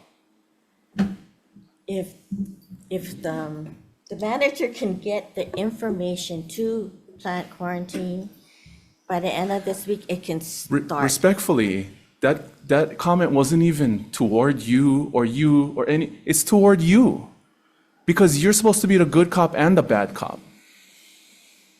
Where's the bad cop? Yeah, there's a bad cop here. You can spend millions of dollars on how to get the compliant people to be more compliant if you just name some bad actors, like they do with the red card with the Department of Health in the restaurants. You get mass compliance immediately for almost no cost at all. The cost of sending an email to a press e-blast list. And you've done nothing this session to equip yourself with the tools to take that very low capacity action that can have really exponential impact on this whole situation. And frankly, that's why I'm not surprised at all why the Neighbor Island guys are so mad about it, because that's a cheap answer to deal with so much of the risk. And frankly, it gives me real concern that the department is going to be conducting and contracting a risk assessment on invasive species when you can't see it for yourself, right? We're going to go chase more ways to close loopholes that the good actors might be missing. We're not assessing at all the impact of not being more aggressive with the bad actors and the message that that sends to people in the community about the lack of consequences if you don't follow the rules. My response is, we're working on a process to, for instance, you said yourself, Senator, that until you have evidence, and respectfully to Senator Rhodes, we are worried about litigation. We are. And unless we have evidence. I'm tired of excuses, and so I'm just going to stop you right Okay. there, because it's just been excuses this whole time. Sure. And I'll recognize someone else. Kurt, you went twice. Right? So we'll go McKelvey first, and then Yeah, Senator okay, Favela. Yeah, just real quickly, well, one is the interim rules, I guess, are only for Oahu and only for little fire ant. big hole there. Second thing is, this is an emergency. This is the administration, and if they have already, forgive me. But has your Department of Administration considering elevating this to some kind of emergency proclamation? So, because life doesn't stop. Little fire ants and CRB don't take holidays. They don't wait for studies. They don't wait for reports and assessments. They are constantly expanding and moving. Night, day, rain or shine. And so I think my concern is, especially with the flood of materials that's going to come into Lahaina and the pressure to get them off the docks by the director, and rightfully so, that you're going to have bad actors operating, hey, I got a letter, I'm going to ignore it. Product, we got product, shove them out to Maui. Don't worry about those guys. Because you know what? Yeah, don't worry about it. Why should they? Because you have not done the Puno things going on. We got product, we got to get to Maui. Now, all of a sudden, we're taking this chain of custody approach, and well, when did it really enter? With all this material coming in, you're never going to prove it. So this has risen in my mind to an emergency proclamation status. If that were to be done, effectuated, would you guys now have the power to be able to come in? We did it during COVID. It's the same thing. COVID spreads all the time. We shut businesses down under the proclamation. We restricted travel of goods and people because of the fact that this was a pandemic spreading. This is a pandemic too, except we're not going to have the world to come in and help us. So I guess my question to you guys is, do you think it should be elevated to that level? And if it were, would you have more tools in the toolbox to immediately shut down bad actors, regardless of where they're occurring, Oahu or elsewhere? Our CNR to the governor is to sign Senate Bill 572, which is gives us an emergency status. There are rules for an emergency, and for instance, if somebody on the panel was from the Big Island, they would say, when did it become an emergency? Because we've had it for 12 years. And there is a rule that says you cannot declare an emergency unless you have an emergency. Well, it's been done already. Well, why did it become an emergency when? It's an emergency now. Well, okay, I understand. I'm on your side.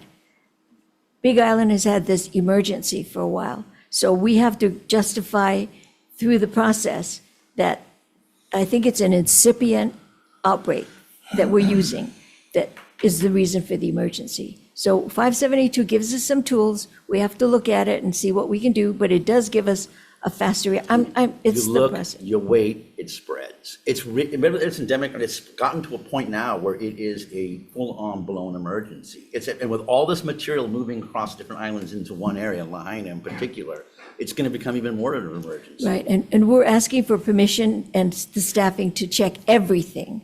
Construction material, cars, equipment. Go to the courts and get it. Right. Oh, no, I think we have it now, Carol. Can't we inspect everything now? We do inspect, but they're double covering at Maui so they go and check at the stores as well for the presence of the CRB. So they do it on a weekly basis. For little fire ants, CRB and everything now, or just CRB? CRB for now, but they also have been going into like the outline areas to make sure.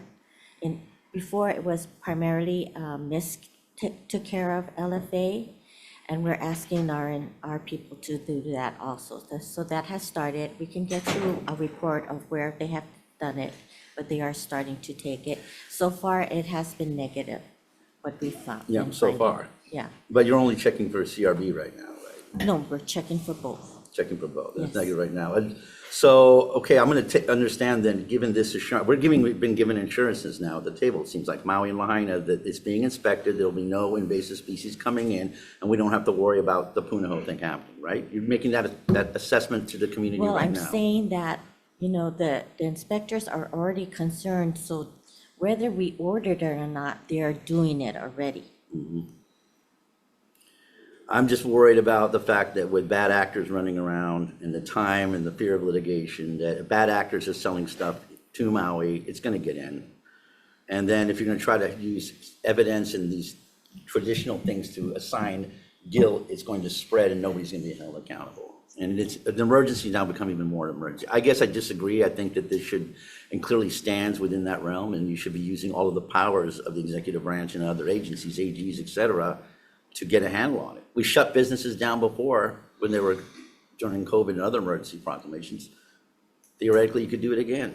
If you're a bad actor and you know you can get shut down like that, Boy, well, that would motivate you more than any card would. Thank you, Chair. Appreciate you letting me. We'll go Senator Favela and then Senator Lee. And then You know Senator. what the thing is, what Senator Keokolole said? When we talking about the emergency, and I get my notes here, but it just blows my mind how you can come up shooting at the hips, all kinds of excuses why you cannot do certain things. Big Island 10 years, but they comply. We're talking about the unresponsive people, what he just said. Proclamation, you don't respond to this, right? Security, we shut you down until we can inspect your property. Shut down your business until you let our inspectors to come on property to check your property. Until then, you close. You do anything, we fine you. Not one excuse, oh, the Big Island had them 10 years and this, but they complying. All is the same like what Senator Keokolole said. It's all the stuff for the guys who comply. We're talking about the guys that don't comply. Who's the landowner? I still never get that from you guys. Who's the landowner of the property? Who's the company that supply the company to where the plants come from? Do you guys have any of that? You guys have the transportation from Puno, chain of custody. How much ants live in one metal box? How much ants did you guys ever went across the state, found ants with a big farm in there with their queen bee living in one box cut? How much you guys found in the last history of doing the fire ants? LFA can survive. No, I'm not asking. How much did you guys find so far? I No, don't remember. because I will tell you why. It came in the plants. Yeah. Okay? So that's again. Now you guys would get all these other guys complied. You checked all their property. None of them had them. Okay. Now what is the steps? Find out who the tax map key owner. Go for the property. They get one loan. Put a lien on. There's so many things you guys can do. Instead of coming up with the greatest excuses. And that's what it is. Neighborhood board on the community concerns. There is a landscaping company in your community that might be selling products that is contaminated with fire ants, right? Legalization. You're not saying they have it, but you cannot disprove them or prove them because they're not letting us on. Neighborhood board members, we cannot go on the property, so we cannot prove or no prove, but be careful if you guys deal with this company. You guys can't do that. You guys can't, because what Senator Rhodes said, the truth, you guys cannot get sued for the truth. The true fact is, you guys cannot go on the property to prove or disprove. That's the truth. So you can say, this company, Joe Mokolo, or like let us on his property to check his landscaping company, he could have contaminated the Puno carnival. But we cannot find out because he's unresponsive. You know how they're going to resonate through the whole neighborhood? But nothing. There's so many things. How much people in your division? 200? 200 divisions, 200, no, how much divisions you have within your department? 6. So the part I'm trying to get with you, and this is the thing that I heard you say multiple times. You're not the subject person. Okay, no. I never the subject person. Ever. But you know how I know? I will find out. You're the director. You should have known when the letter was sent, the compliance wasn't done, all of that. You're the director. The buck stopped with you. Not with everybody else turning to everybody else like that. Because if Senator Keokolole had done that as the chair, well, so then he shouldn't be here. That's what you gotta examine. Every time you say it, you're gonna look for the subject person. I'm never the subject person. And I'm not saying I know it all. But you know how I know? I will ask, hey, Senator Keokolole, what's happening? I'm not in these committees. How I know? Because my family live in Waimanalo. They're grumbling. Now, you talk about suit. So all this time right now, since the Puno Carnival to now, anybody bought any product from them, goes into their yard, and get contaminated, and you guys knew about it, guess who's going to get sued? The state. Because that's negligence. That's negligence. Because you guys shoulda, coulda, woulda, and you guys didn't. I seen this lack of leadership when we went into Hilo in Big Island. When the banana farmers was frustrated, told us that we don't like you guys doing nothing, give it to us, let's go to them, give us the chemicals. We know you guys shut staff. You know that the banana farmers too yet get problems with the finance, almost what, I don't know how much months later? When are we gonna be accountable? Right? It's like any other division. You need to be the accountable of your division. You're the head person, not the subject person. If you don't know your subject, you don't know your division, if you get 6 people and you don't know when this thing went out, how this went out, how the letter was drafted, who drafted the letter, then I don't know. You see what I'm saying? You make excuses for the department, but you're not the subject person. So how are you making excuses for them when you don't even know your job? The problem that we have is lack of leadership. And we told this to the governor with different directors. And we need to make changes now because you guys are not taking it seriously and it's causing a biosecurity hazard. That's the thing. Because I'm going to tell you right now, if any of my family members in Waimanalo, because one city parks with the MOU, no, we're not talking that. We're talking about one guy. Fire ants hurt any of my family, we're not going to sue you. We're not going to sue the governor. We sue you, head of the director of the department, because it's your fault. I sit in here and I listen to all of this, and you guys get all the solutions, all the community forums. You guys can even go to Senator Lee's town hall meetings. But nothing. So that's the closing. So I like to know, do you guys know who owns the property? Is it paid off or do we have a loan? Did you guys check the tax map key? If they own the property, they leasing the property? I believe they own the property. They own the property. And do you know if they have a payment on the property? Like a tax map key to find out? See, there's other avenues that you guys can call. Hey, Bank of Hawaii. Yo, when guys send me stuff, you got a loan with you guys. He's not complying. Can you guys help me lean on him so we can go over there, look? It's all the stuff you guys can do. And you know how I learned all of that? Not university.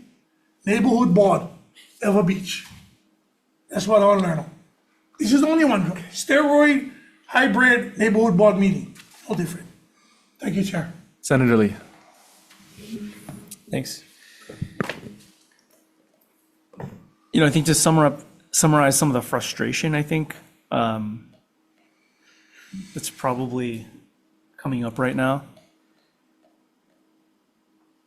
It's your mission to support our local ag industry, which is awesome, right? And promote local farms, small business, nurseries, all of that. It's also your mission to stop the spread of invasive species that are harming all sectors of the economy and quality of life. For you guys, which is more important?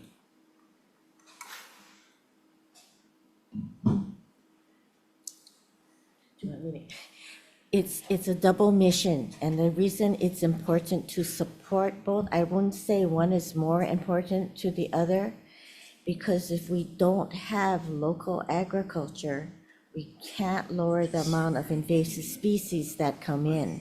So it's not the farmers that are importing the invasive species, it's coming in for food. It's coming in as hitchhikers on lumber, on whatever material comes in. And so as we do these things, it's, if we can decrease the amount we import by even 5%, that's 5% more invasive species that we can prevent.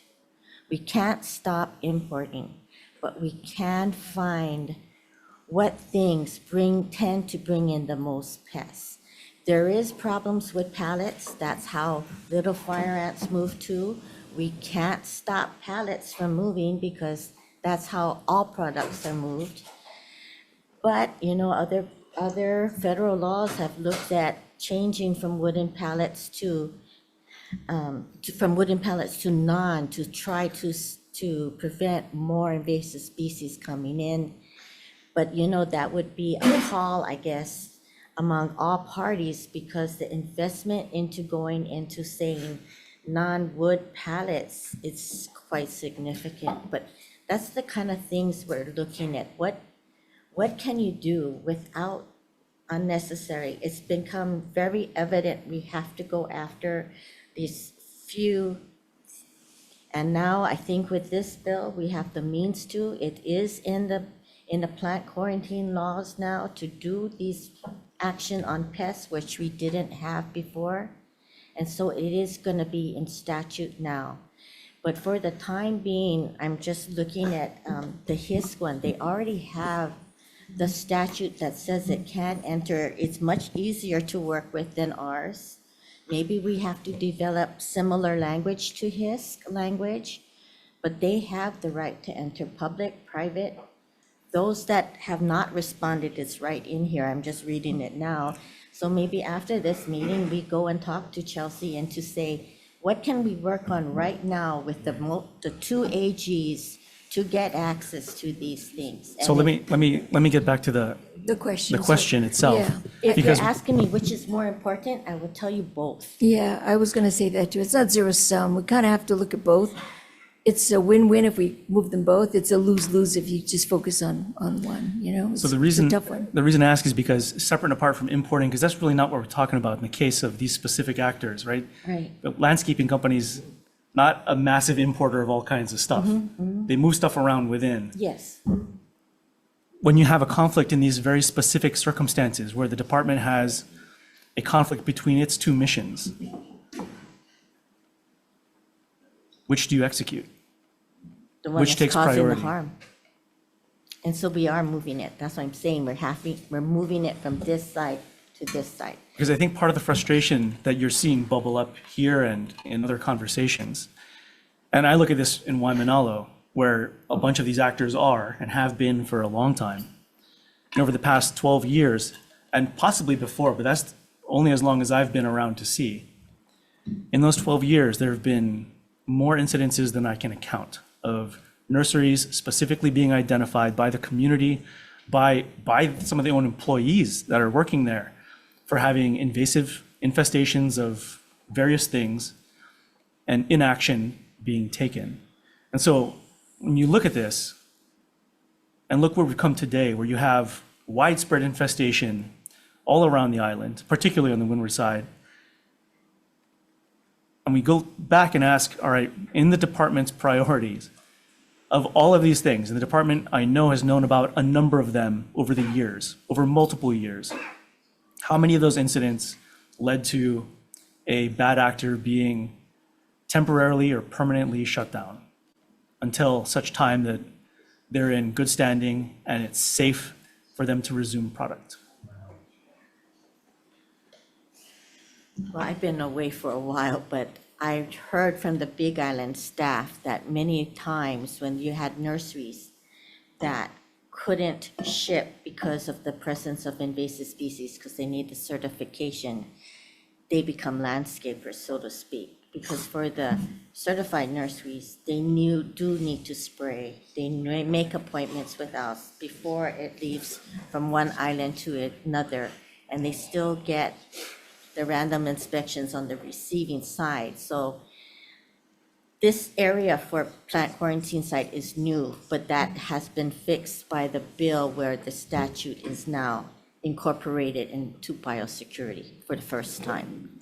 So like I said, we will go after the one if he truly has it.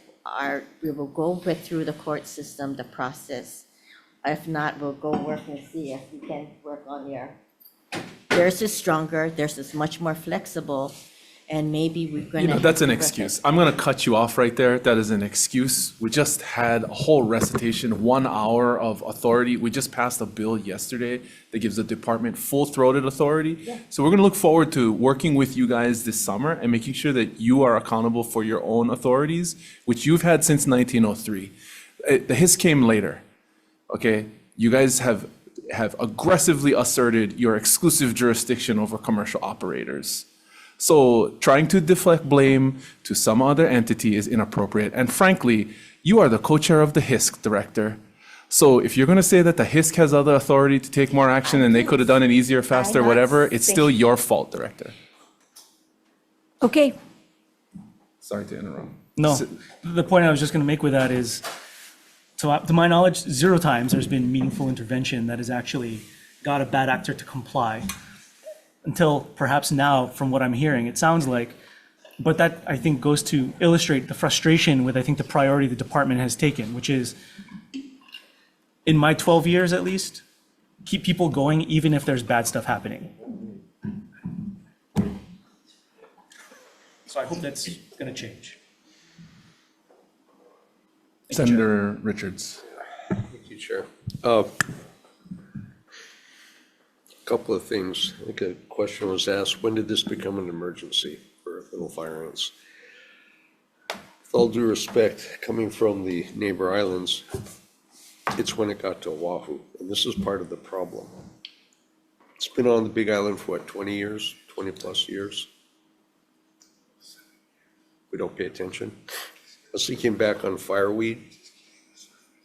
Same deal. When that was first introduced, it was in a very small area, but it wasn't an emergency yet. Department of Agriculture, it's kind of like in my mind, a fire first responder. If we see a looming problem, we get after it now. And, I have to compliment Senator Rhodes. Let's forget about worried about getting sued if we're doing the right thing, because ultimately it'll work out. And that's the frustration we get, because we're playing catch up on this. And we shouldn't be playing catch up. What we should be is proactive, not reactive. And all of this is reactive, which is why it's frustrating. And coming from agriculture, this is where my frustration is. I mentioned before we had a disease in the cattle industry. We still have it, but it's way down because there was a rapid response voluntarily. I get it, but this is what we need. We need the leadership. And Director, I'm looking directly at you. A question was asked, you're supposed to be good cop, bad cop. When things are working, and it's easy to get compliance with people that are willing to do that. It's the non-compliant people that you have to come in with the hammer and make it work and push that issue and not worry about it. Every level, well, we're going to wait for that. We're going to wait for that. Because again, it's an infection. And if you wait, it continues to spread to get to a point where you cannot get your arms around it. That's what we have with fireweed right now. So I'm, as Senator Lee pointed out, the frustration you're hearing is lack of firm response. And, the fact that the letters went out in November, a little shocking that nothing's been, and here we are in May. Where's the aggressive response? Because DOA's mission is to steward agriculture, all agriculture, and protect the good players, which means you got to go after the bad players and go after them aggressively. Most of the people in agriculture are good players. They will do everything they can to help, but you got a couple of bad eggs out there, and you're going to have to go after them. And that's the point, and not say, well, we'll wait for this program and we'll see if this is going to follow up, because then it gets too widespread and overwhelming. And so I think that's what we are looking, that's what this informational is about. If we need something to push it, fine. We're working on the whole ag crime thing right now, ag theft. And again, not to be reactive, is to be proactive. Let's get out and let's take care of some of these bad things ahead of time. And so that's what this is coming from. No questions, Senator. I'm just a little frustrated. I think, okay, we'll do a last question with Senator McKelvey and then we'll close up. Yeah, no, I'm just a little bummed when I heard earlier that the HISC statute would have given you more unequivocal, stronger powers instead of the language that's in the bill. I asked the chair of ag if that ever came up from you guys at all during the session, and I guess it didn't. And now we're at the table, the bill's going up to the governor, and this would have been better language, more stronger language to have in it, and it bums me out. I'm like, why wasn't this mentioned at all. I don't know, I see other departments hustling when stuff like this comes up. They're not afraid to communicate to the members, hey, you want to get stronger, this is what, and now the bill's going up to be signed, and potentially it could not be as full-throated as being represented. So it just kind of bums me out. I just wanted to bring up one thing, I think it touches on Senator Lee's, I've seen it in small boat harbors with DLNR, the missions being in conflict with each other. And I hate to acknowledge my friend from upcountry who plays the saxophone for being right yet again, but maybe should there be a discussion of trying to consolidate all of these things, which are in essence border protection, into a separate entities whose sole mission is interdiction eradication of threats to Hawaii from all levels? Because we rely, everything gets imported in, everything, whether it's, and comes with it comes fireworks and guns and little fire ants. And I mean, should this discussion be occurring in the off session of a need to basically reorient all this enforcement into some kind of a singular entity? Because right now it looks like you guys are at crossroads with each other and there could be this conflict. You have to facilitate, promote agriculture, which involves shipping, but yet you have to contain, control species, right? So I don't know, I throw that out there because to me, protection from invasives is on the lines of eradication and not just mitigation and prevention and awareness. This stuff, it goes 24/7. They're never gonna stop. And yet government is moving slowly with plans and groups and rules, right? And so every day goes by, you have bad actors, it exponentially makes it worse. Now you have another leaping point, now another leaping point, now another, and you do become like the big island eventually. So I guess I just throw that out for you because obviously implementation of the bill and other things this summer, maybe this is a conversation now that needs to come into more focus if we're gonna really be determined about protecting our communities and from invasive species across the board. Thanks, Chair Love, for asking that. All right, well, thank you very much for making yourselves available and participating. Thank you very much to co-chair who provides oversight over your department for allowing me to be a part of this, because this is a consumer issue related to sales of plants and plant materials to the public. If there are any follow-up questions, I'd be happy to take those and consolidate them into correspondence to the department. And otherwise, we are adjourned. Thank you.